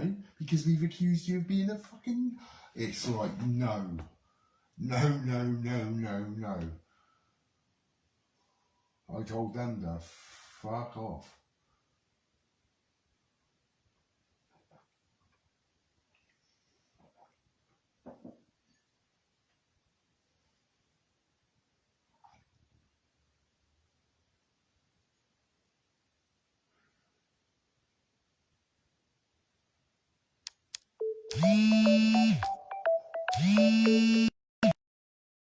Whoops.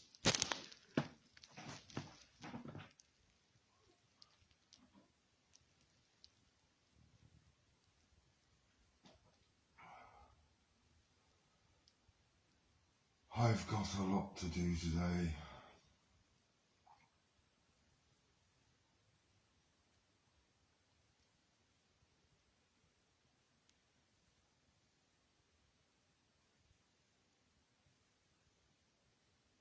I'm running off of 2 hours sleep.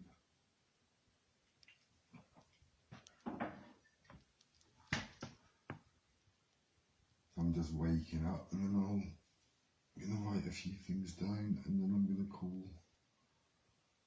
for help. Because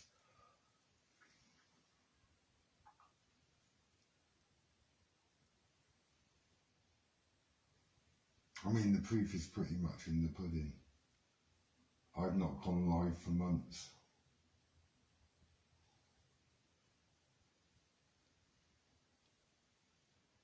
And then he starts telling disgusting lies about me again. And then tells everybody in the same live how his dog is full of fleas and he'd actually give it a fucking oral tablet. It's like, because they were so bad. That's all I saw. That's all I did. No threats, just facts. That's it. Cut the live.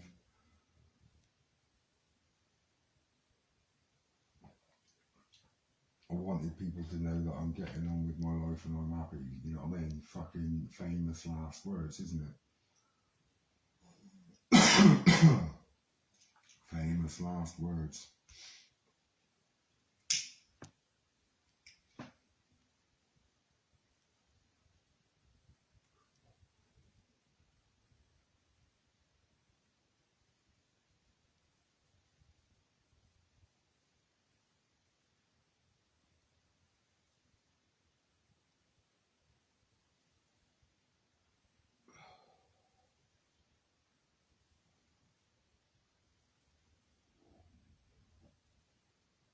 with the arrival of that dog as well, I haven't got rid of it.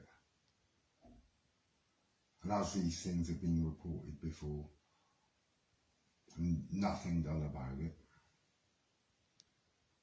the fire blanket still to this day stuns me as to why they didn't do anything about that.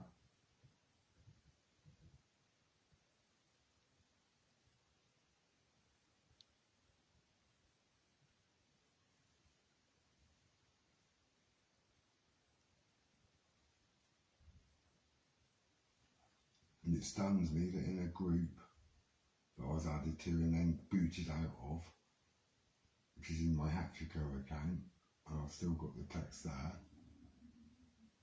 of there's an emoji on it, right, to make it legal in that sense. But the mother put the emoji over the head of her son, her baby, but actually a baby. And what these animals did, you know, because I looked at the members list and all the usual suspects were in there. That screenshot, all of that screenshot.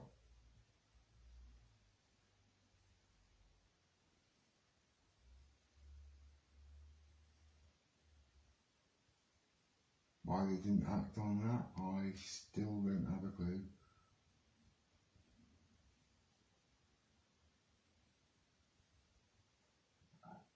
I've been begging them and pleading them to stop this behaviour and to stop myself from getting targeted. I have pleaded with them.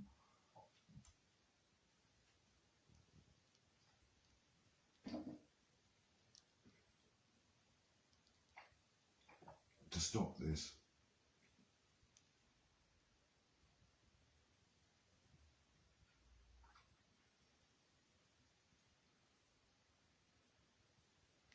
You know, there were a few things posted in the summer, ignored it.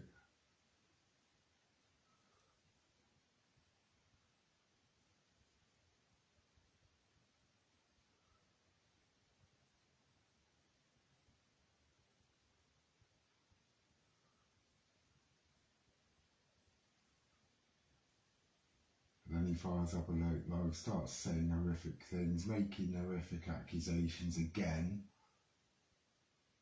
After stating before in previous lives he's going to leave Peter Green all alone and start on me.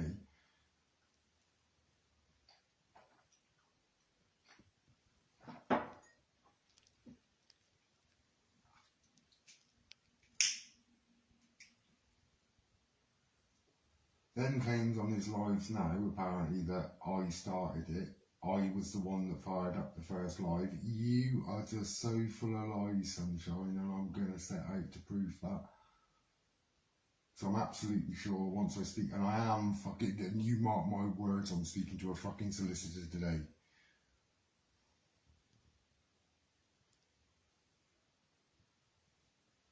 And if he advises me to go to the police, I'm going to the police. And I advise the police that I've got this solicitor and he's now looking into these events.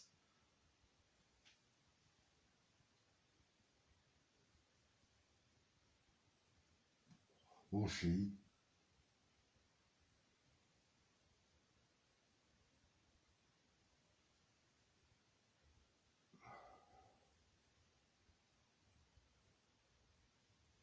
But to actually go that far and call my housing officer and call my probation officer, that's one step beyond stalking. That's obsessiveness. And that's what it is, I think. How many things have I sent people? None. How many crank calls have I made to these people? None.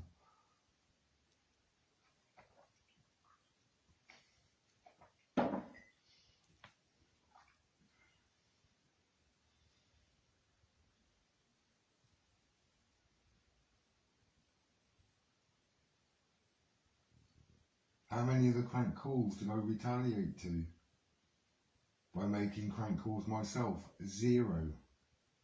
None. My phone records prove it.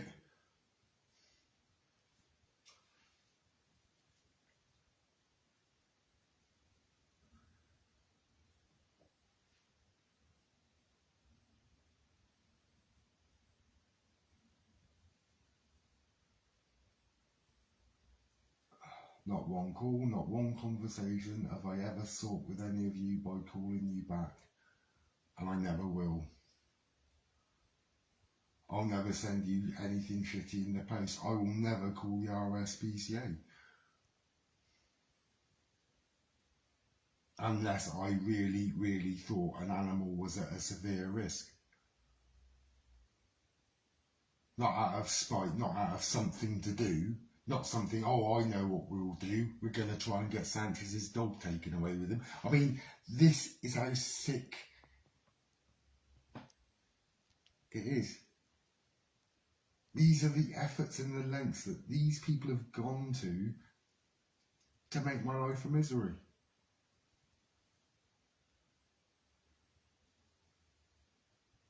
And that, with my probation officer, that is the final straw.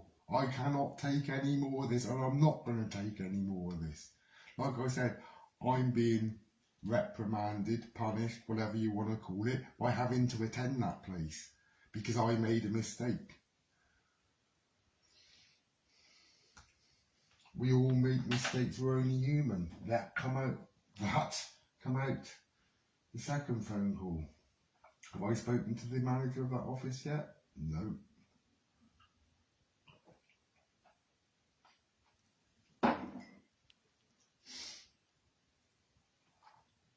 So within that phrase, there's an admittance there's been mistakes made. Wouldn't admit to breaching data protection. No, they wouldn't do that. But they have. They have.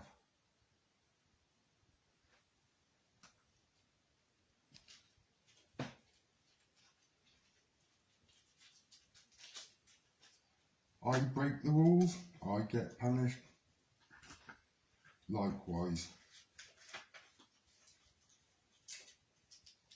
I get punished for trying to stop people from doing the sick things that they were doing, targeting kids.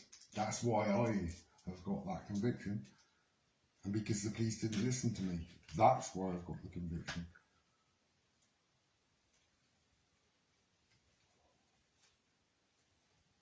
I was being harassed for 2 years. That's why I had the conviction.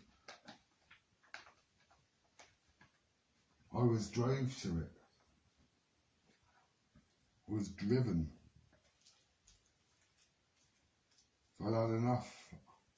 I all wanted it to stop, but no, it didn't stop, and it hasn't stopped. But you know, more importantly, it hasn't stopped.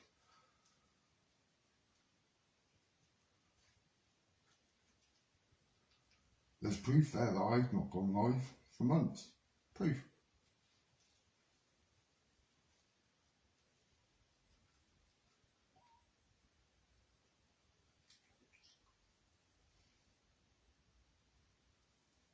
Until you said disgusting things about me again, and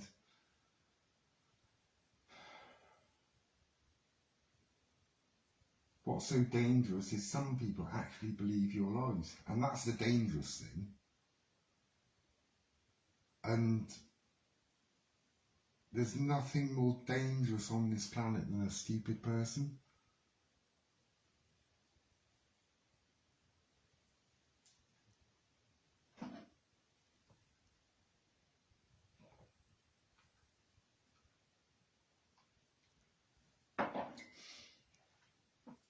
This has been a gross breach of data protection, there's no doubt about it.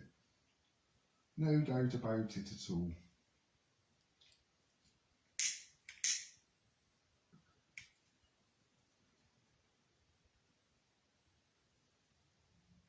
You know, they claim that they didn't mention anything about the case to him, but that's not the point. point is the conversation took place in the first, took place without any checks or balances, and in particular that they had no authority for me to speak to him, considering he's got no. So in the 20-minute conversation, I've only got, what, am I going to take their word for it that they didn't breach my data protection during that call? Oh, but we're trained.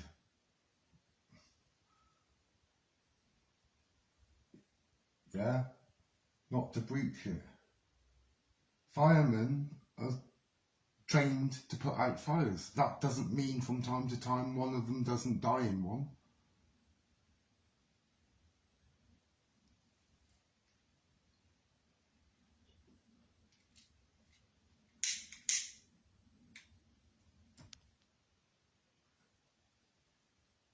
Salesmen are trained to make sales. That doesn't mean every time they attempt to make one that they will do.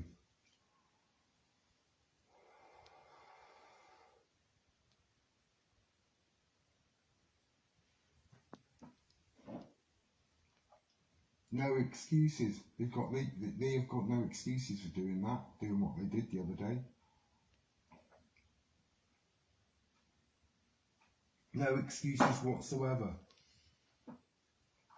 I mean, the fact that he didn't even have authority to speak to her and she should have put down the phone straight away is sort of like, that's what really gets me.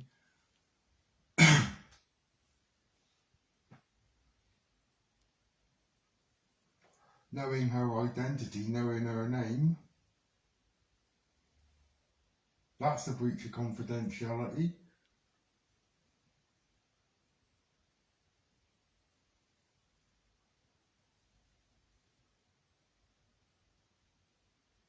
You know?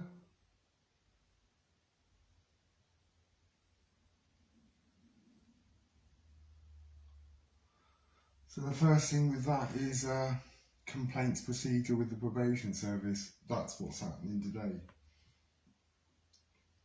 Starting that off.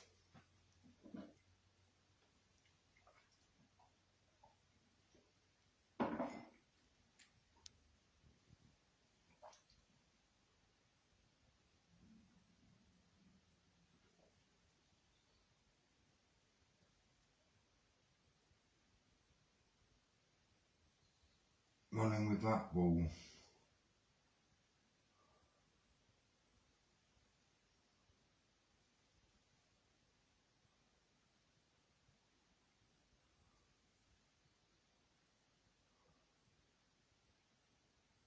When the backstory of this is revealed, that's the other thing I've got to fucking do.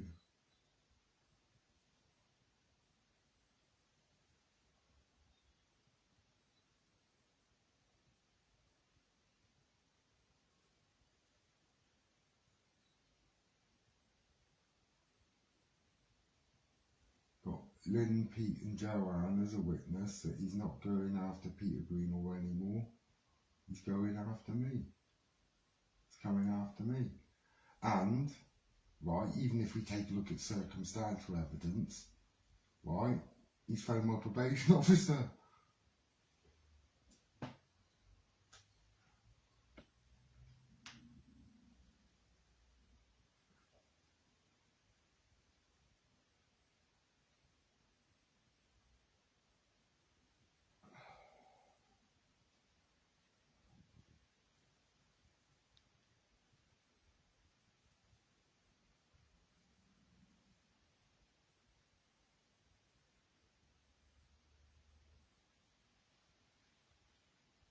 And I had a witness to my phone call as well yesterday, the second one, that heard everything that was said during that phone call and can back up everything that I said. Or what she said to me. We all make mistakes, we're only human. Yeah, I made a mistake and I have to attend your office now. Because that's what type of mistake I made.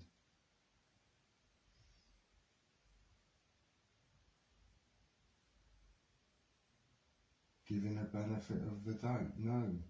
No, no, no, not to a man that's done this to me over the last 2.5 years. I'm not. I'm not in the mood to compromise anymore. Or doff me cap and go, oh yeah, that's alright. No, it ain't. None of this is alright. None of it. I'm keeping a clear head and a sober mind. That's it. That's what I'm doing.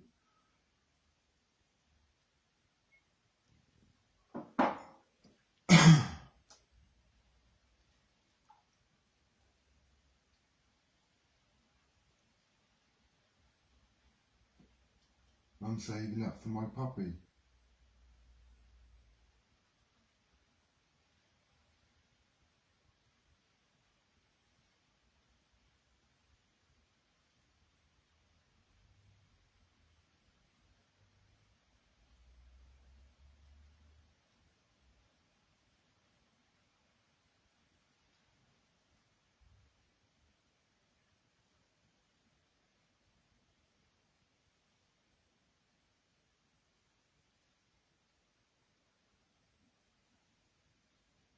I'm going to train my puppy.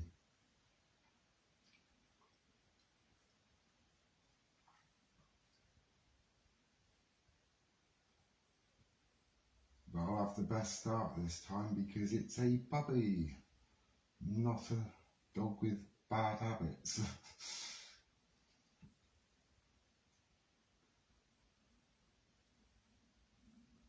One that can socialise with other dogs.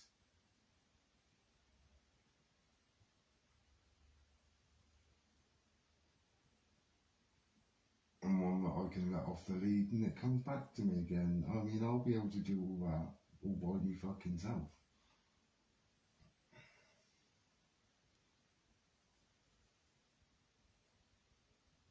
Without hitting it or pinching it once.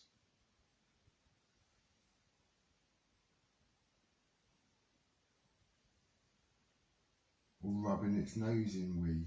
That's not good.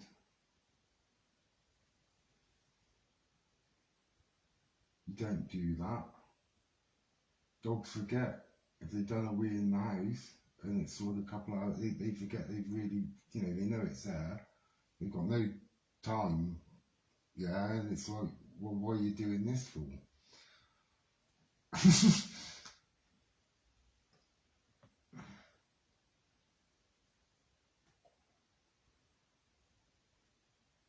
That's an awful way to treat an animal. Rubbing its own nose in its, you know what I mean? Who does that?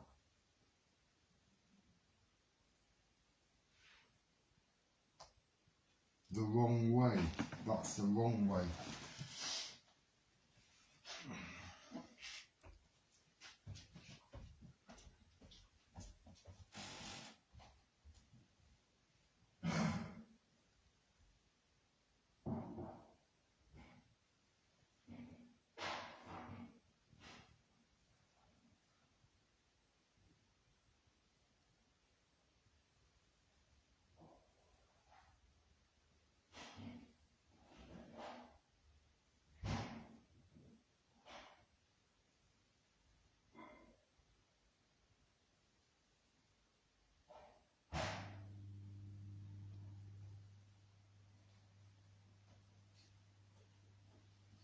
I'm going to get a tree stump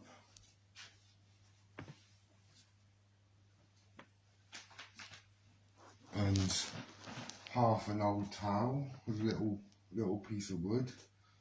Yeah, put the wood on to that and then slowly move it out and down the stairs. So the dog knows to go there and then it gradually goes on. And knows to go outside.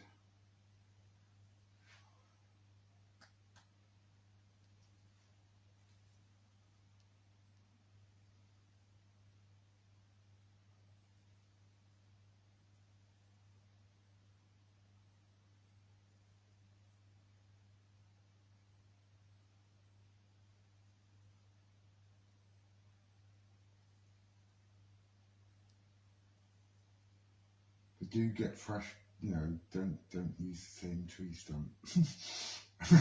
After a little while, throw it away, obviously.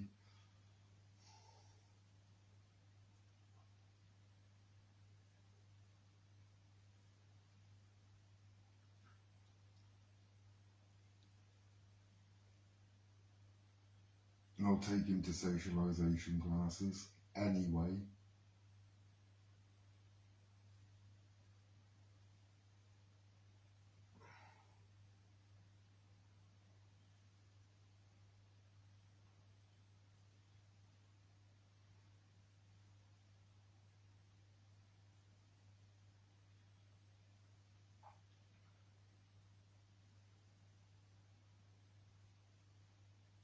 I only need a few of them, and then we're off. We're good.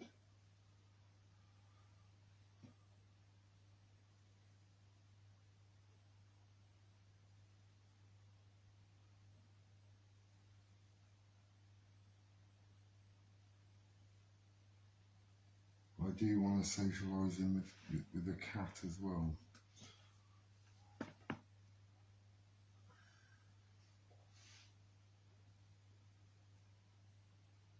So he knows not to go after them.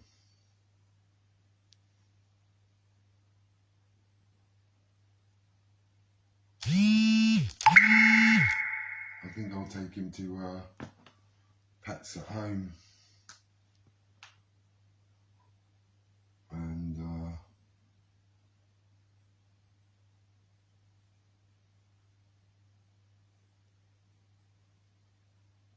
maybe just see, well, there must be classes advertised there, and probably I'll just look for them.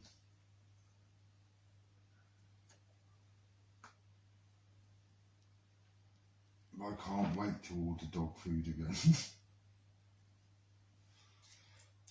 Ugh.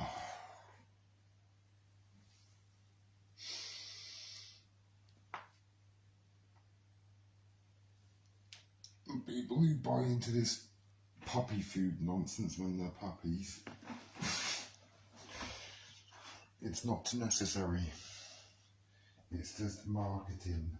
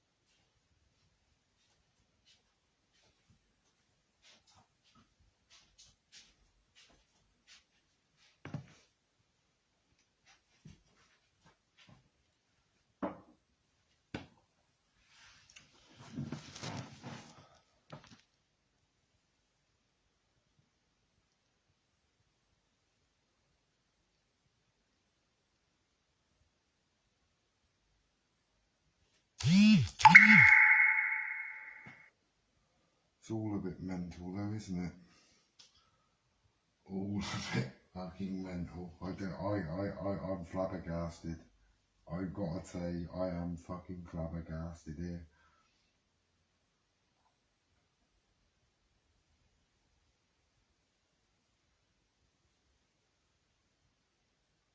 I don't quite actually believe what's happened.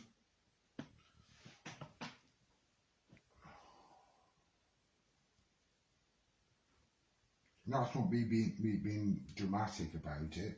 I'm not being dramatic about it.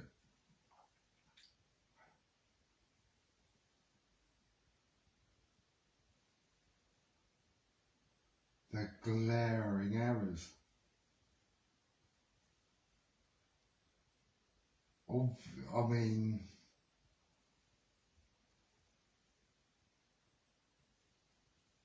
I'm being punished by the criminal justice system, right? And they've just breached. Well,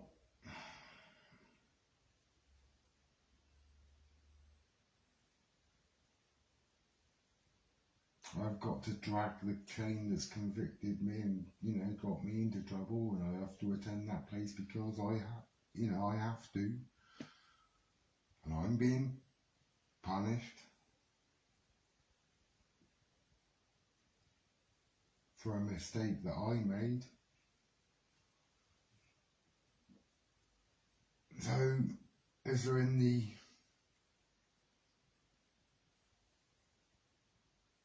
field of restorative correction of individuals to set them on the right path? It's hardly the path you go down, is it?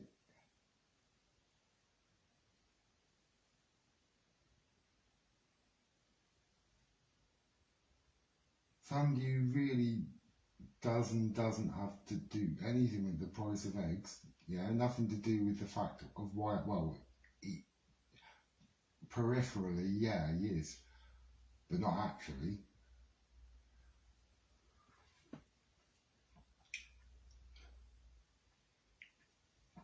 He had no right calling them, because it's just another method of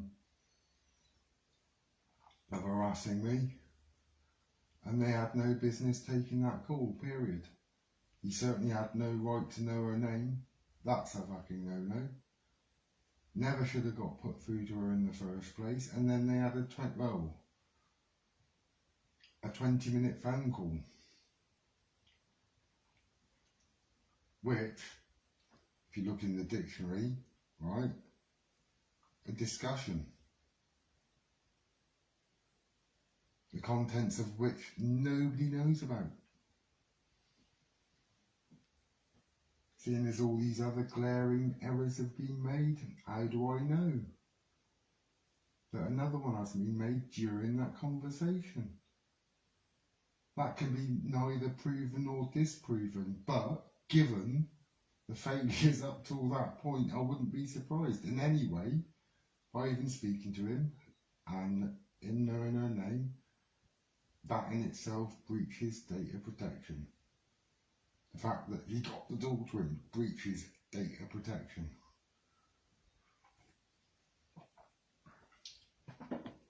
The fact that he spent 20 minutes on the phone with him breaches data protection. I don't care, it breaches data protection.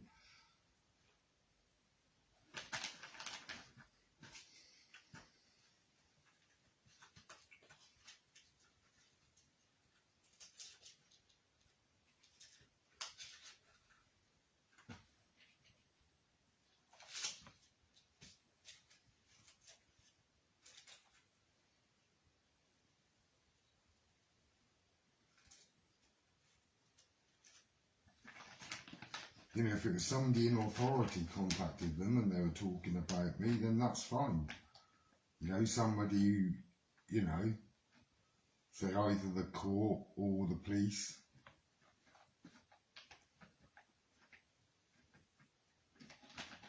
or somebody else that I had given specific authority to speak to her or to speak to them.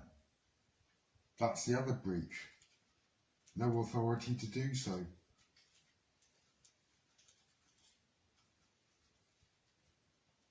Didn't have my authority to exchange one syllable with that man, let alone let him rant on at her, so I'm told, for 20 minutes. Didn't discuss anything about the case. Well, how do I know that? How do I know that? No proof that she did, no proof that she didn't, but it's in, right?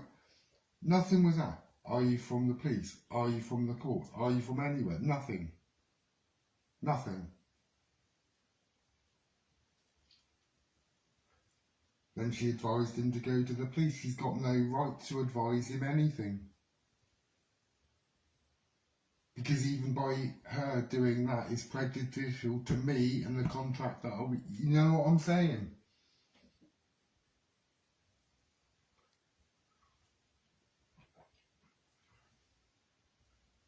So I do know and I do understand how that process works.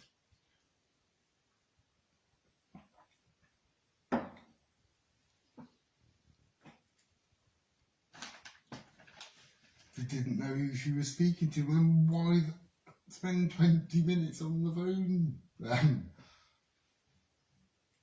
That come out of Waldron's mouth during that phone call with Mr. Greenall.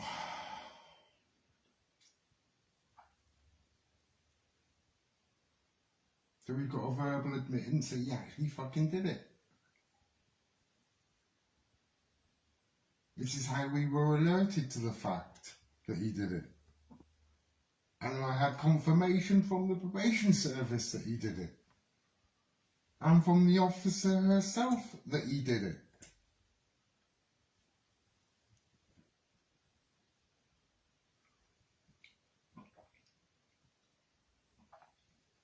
Without my authority.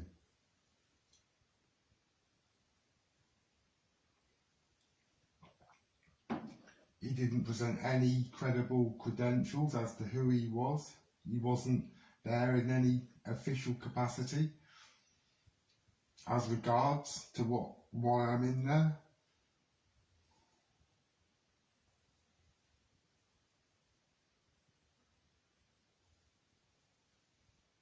So yeah, screw this, I'm not in a forgiving mood.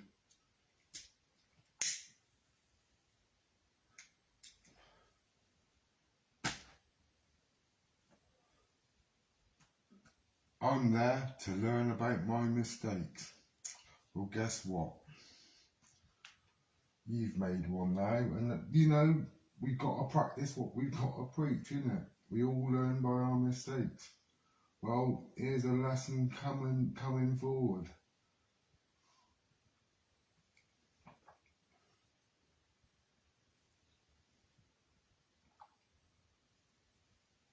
Because I'm simply not having it.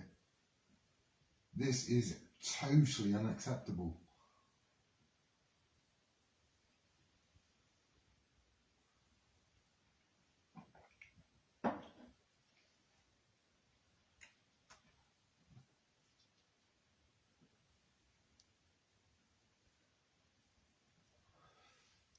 Complaints procedure first though. That's where it's going. That's where it's heading within the next few days. Complaints procedure, bang.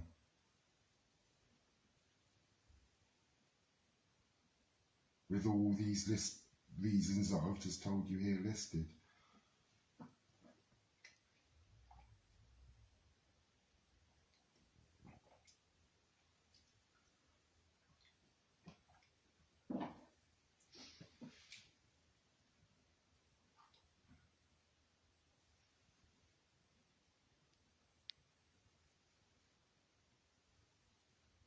Kevin can testify to everything that was said during that phone call. He was near the phone. He could hear the voice coming out the other end, and it's like, yeah.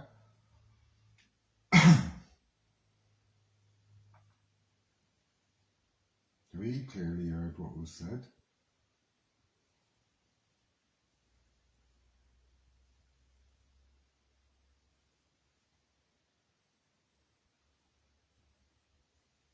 And Kevin's on good terms with the police.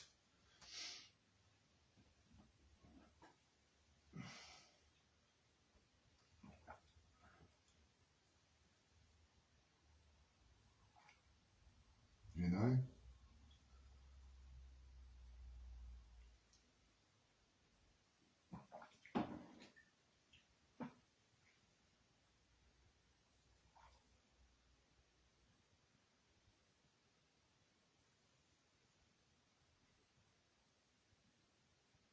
A man of magnificent intellect. A very clever man, that Kevin.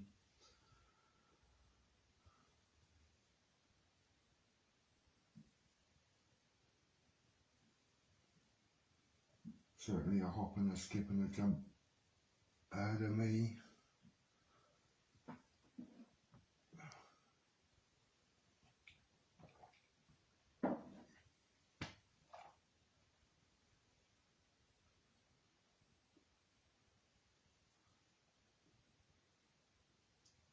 Because when I saw that brush I thought, oh, well, you know, what's that? He goes, that's edible. He goes, I'd pick it if I were you. I said, oh, but it looks nice. He goes, no, they're really nice. He goes, go pick it. So I did. I'm going to eat it soon.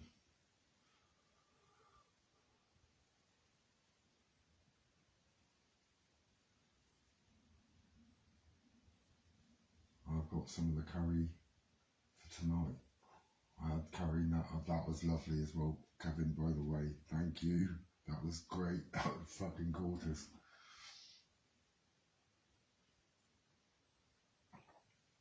I'm having the rest of that tonight.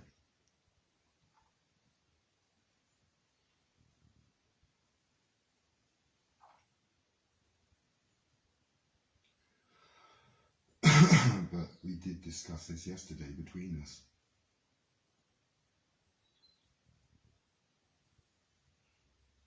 Kevin and I, and in entire agreement, yeah, you know, I looked into data protection. Obviously, I was doing that. I was looking through photos, and I took a look at it. It's like, yeah, definite breaches.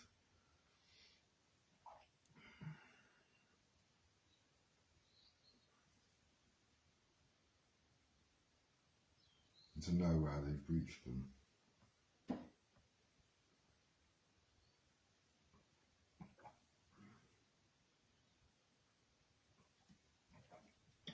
Like I said, we've all got our cost to bear, haven't we? You know? But I can't have that. I can't have that. Not for the life of me. Am I? You know, no excuses.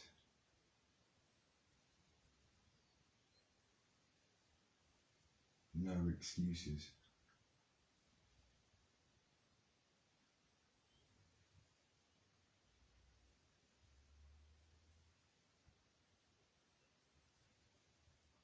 And they can proffer them up, which was an attempt yesterday. Well, my old probation officer basically telling me, well, she hasn't broken. Yes, she has. I'm sorry. Yes.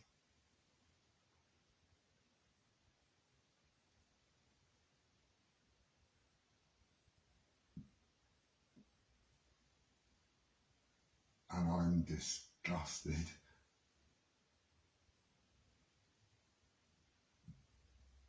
I mean, this whole thing from the very beginning, since this really ramped up and started when I got targeted, yeah, and made so very ill.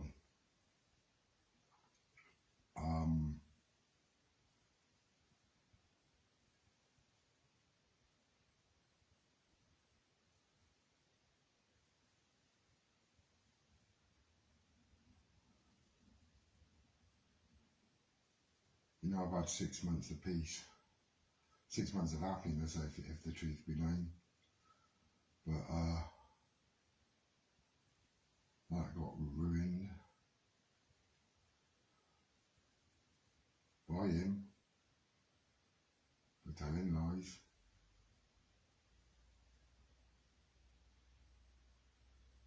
And then being believed. After all the lies he's told about me. And continues to talk about me. He continues to tell.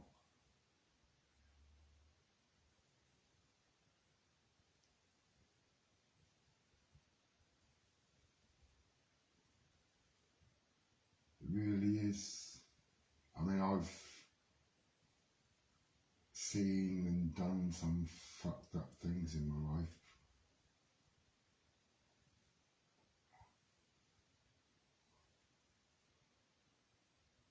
Justified, but fucked up.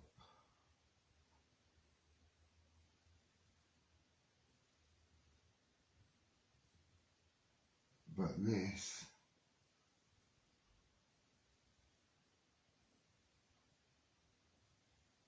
two and a half years of it, are completely and utterly unjustified.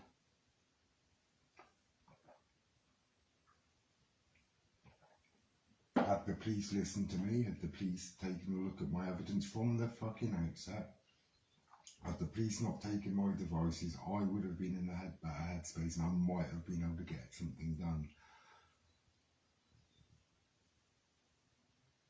But it wasn't, it was just continuing and continuing and continuing. Christmas 2020, I was just sat here with the stereo.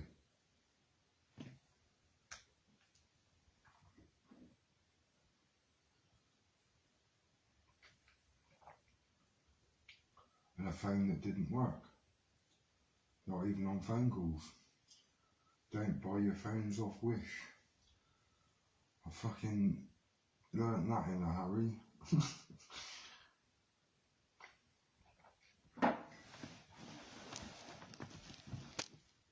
I learnt that in a hurry.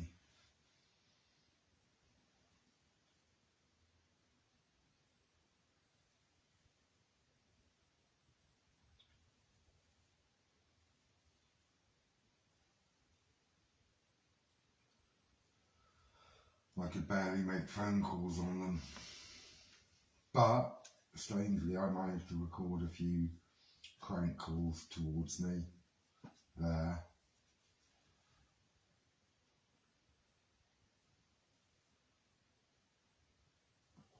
And that phone's died, so that they're not there anymore. But they will be on a live. I would have played them on a, I think I might have done when I got my phone back in the January the 19th. I got it, yeah, so I must have done it just after that. And I got my S20 back.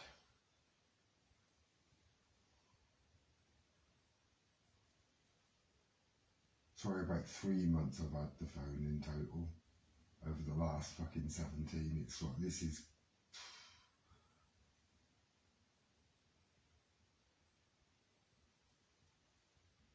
so all in all, I'm not going to change my contract. I'm going to put it down to the unlimited data, unlimited minutes plan.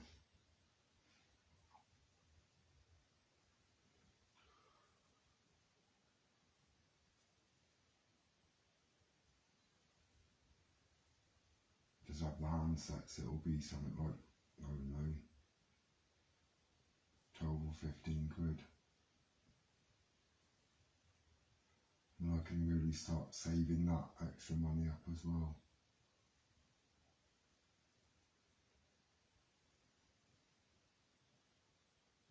just for a few months, maybe a year.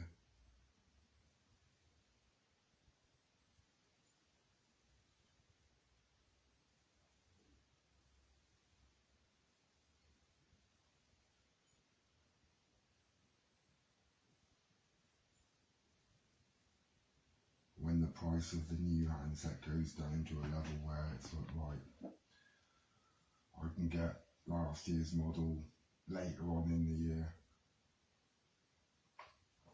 and pay less money for it.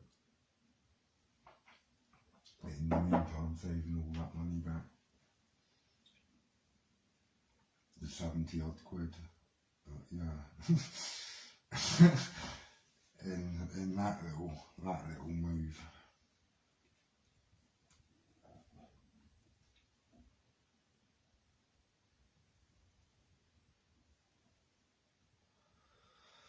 Right.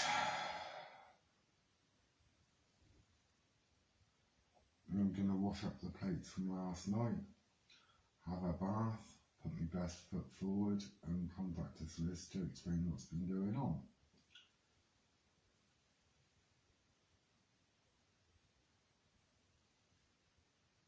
And I'm going to seek a face-to-face meeting with them, obviously, and see what he advises me to do.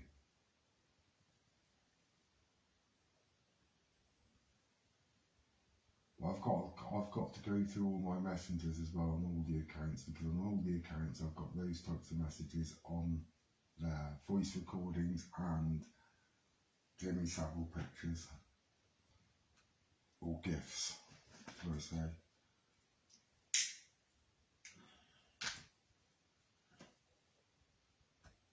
I mean, what's the point?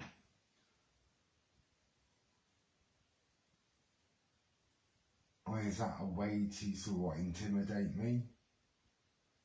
Or is it just your sick mind doodling in the dark as per usual?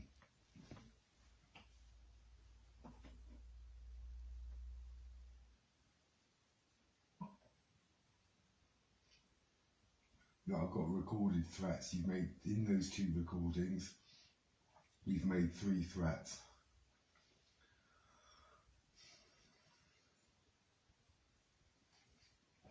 On a previous live.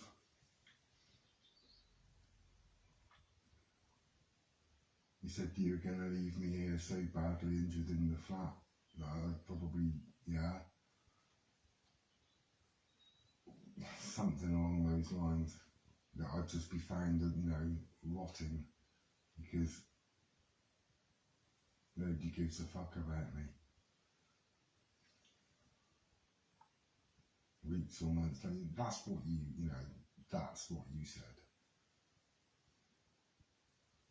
Deleted, of course. Deleted, of course. Had it not been deleted, had I had my S20 and had I been able to record it, I'd have had you saying it. But then given the fact you said that and then you've left those threats on, pretty much identical threat.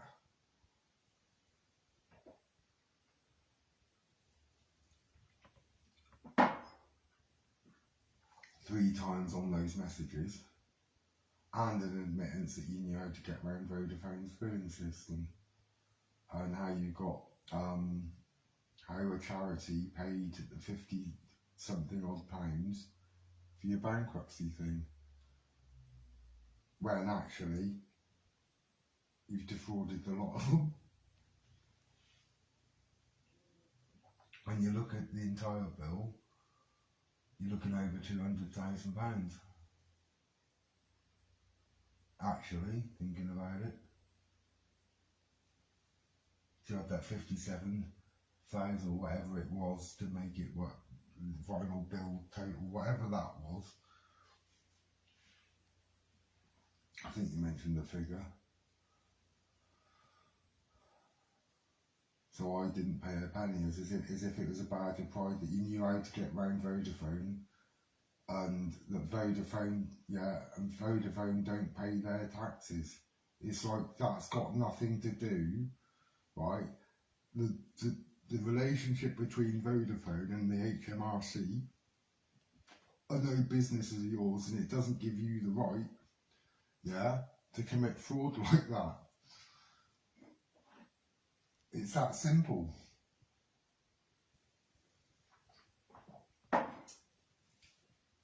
I'll also ask the solicitor about advice on that matter, and whether you've committed a criminal offence or not, because actually, well, you have.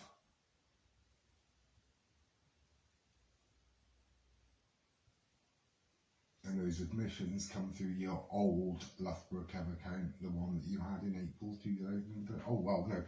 I mean, one of the screenshots, so it's 12th of December 2012, or yeah, sometime in December.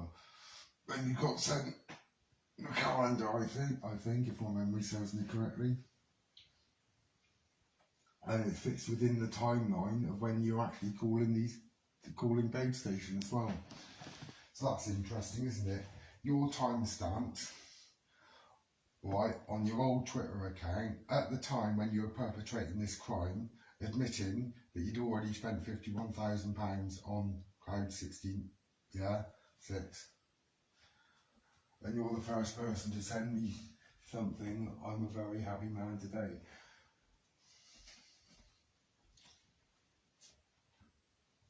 This is basically the gist of what it said. Timestamped with your face on it at the time you were committing the offence.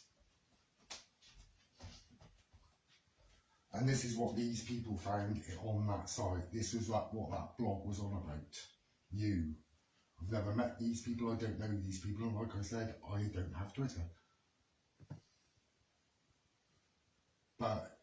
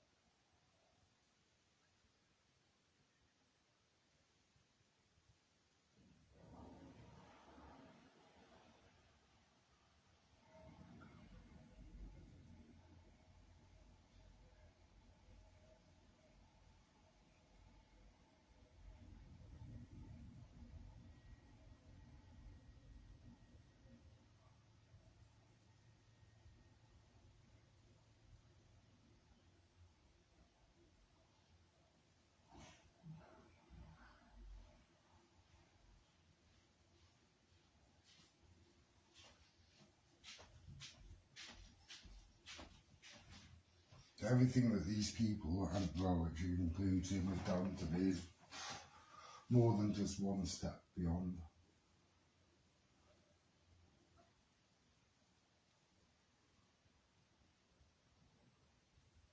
It's been a concerted, organised collaboration to make my life hell and others' lives hell.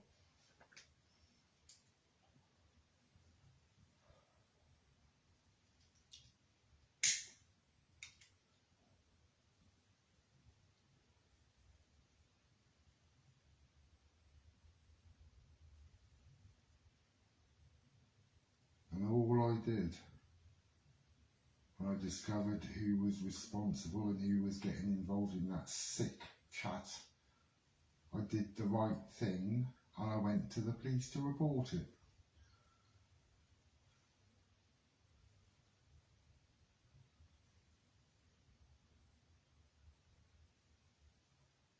and just wasn't listened to. When I hit the nail on the head when I got them all, I must have said something on the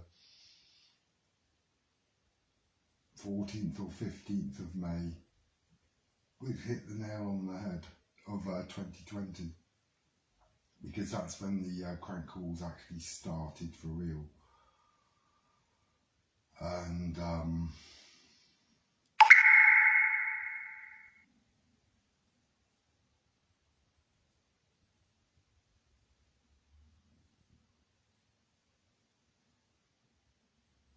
within that first week I'd had, it's definitely over 600 calls during that first week.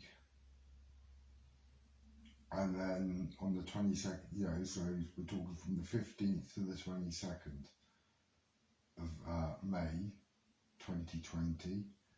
On the 22nd of May, that's when I had my devices seized, because they mass reported me.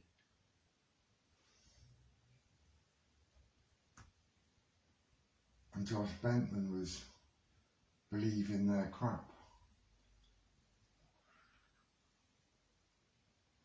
I told them what they were doing, so he goes and reports me. Twat.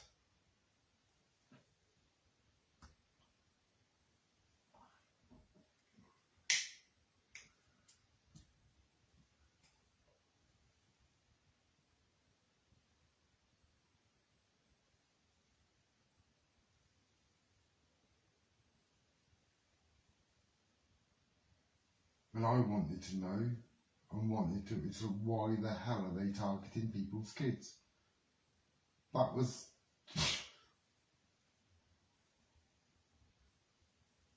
Why do it? Why even go there?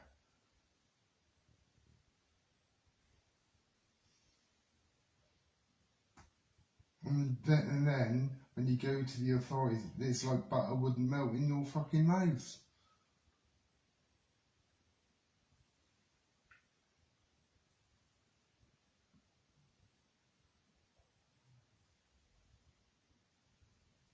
But yeah,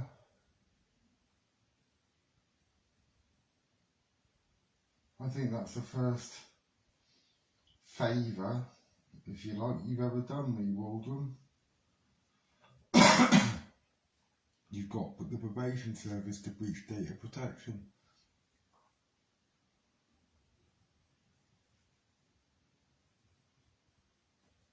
You managed to get the full name of my probation officer, which is none of your business whatsoever, and have a 20-minute phone call with the said individual, in which she advised you to go to the... She's got no right to advise you anything. She had no right to talk to you, she had no authority to talk to you, so then why the hell is she advising you to go to the police? Which is prejudicial to her client. Fucking hell.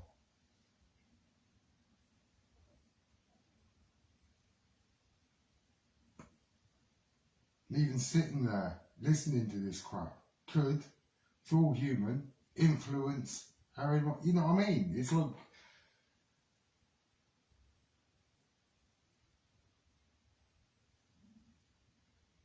no,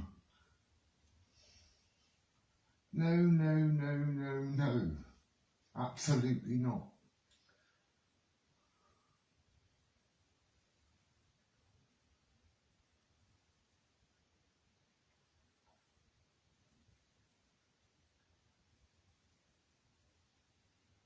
If my solicitor tells me to go to the police, and I said, right, he's phoned my housing officer, he's phoned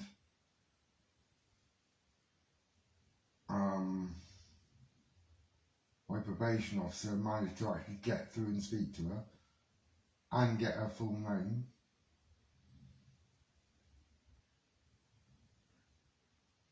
Just by giving them my name and address, I mean, my God, what's this world coming to?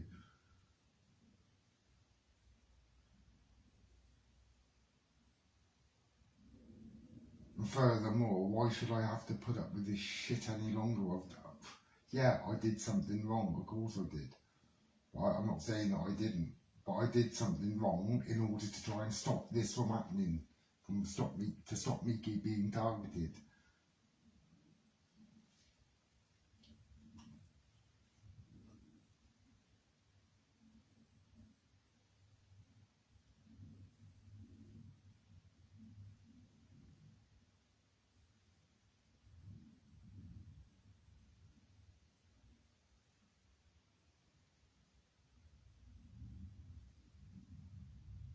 So then he stupidly and then as he does every single time, this is why he keeps on fucking deleting his Facebook accounts, right?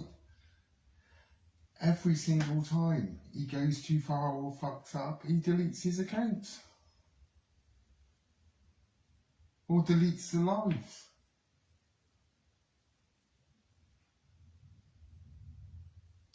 And then he'll turn around to the entire, oh, he started it.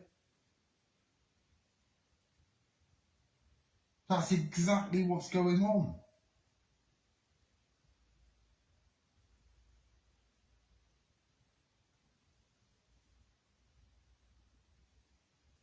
I didn't say that, Wesley did. What I did say was, this is Walden's words, is that I threatened to find her daughter and go down and see her. In this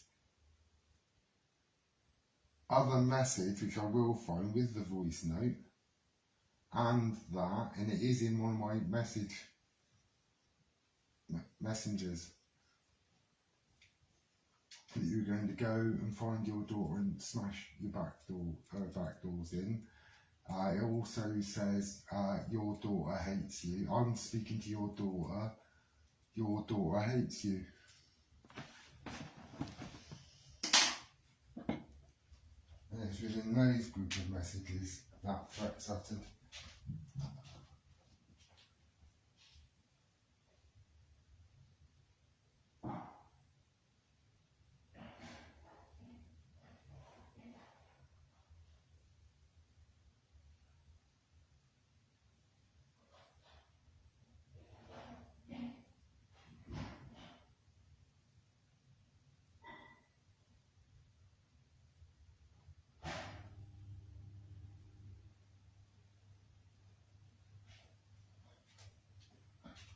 And that I know that I've got it as well.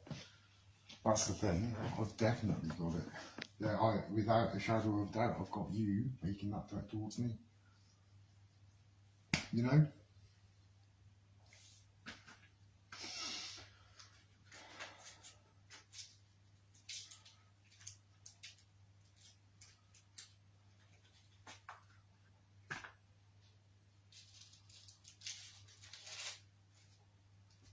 I didn't, yeah, but you blamed it on Wesley, and then you said, oh no, I just threatened to go find her and go talk to her. Yes, you did say that as well.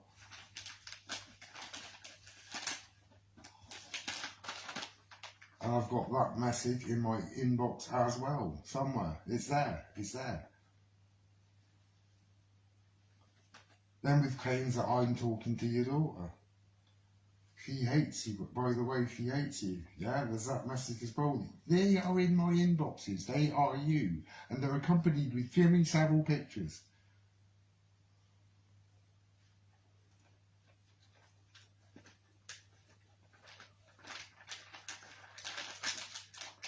Every single one.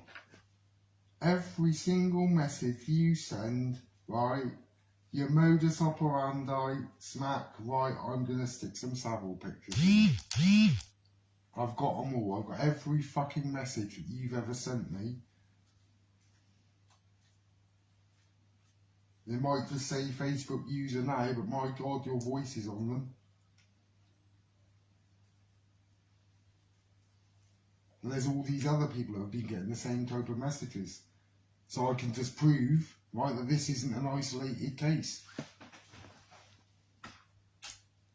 Well, these aren't isolated cases, because there's more than one in my messages inbox like that, but they're just down to Facebook user now.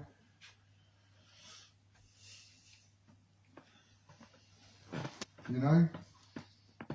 Just down to Facebook user.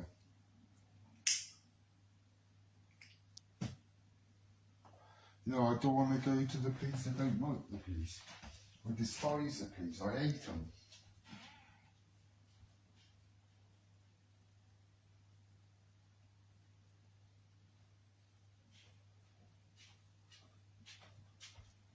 And I've got every right in this big democratic country to freedom of speech and freedom of expression. And if I have that feeling about those police officers, then I'm allowed to express them.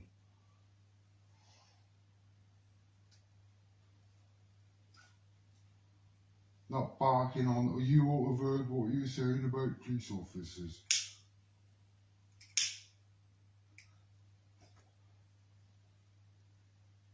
Yeah, so, and everybody knows my hatred for the police. Everybody, it's no fucking secret, is it? It's not like I haven't told them. You know? I'm an open book, me.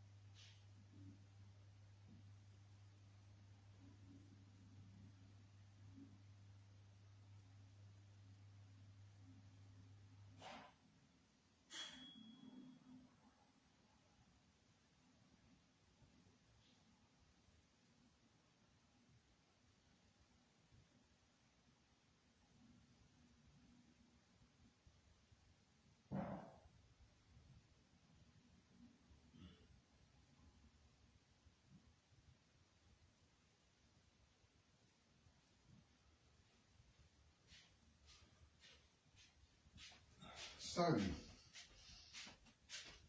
I think that's my day sorted. I'm going to make a couple of phone calls now and then get on with the things that I've got to get on with, you know, because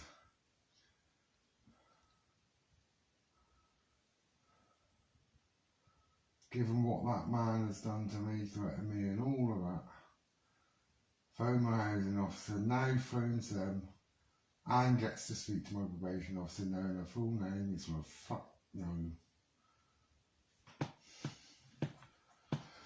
I'll catch you later. Bye.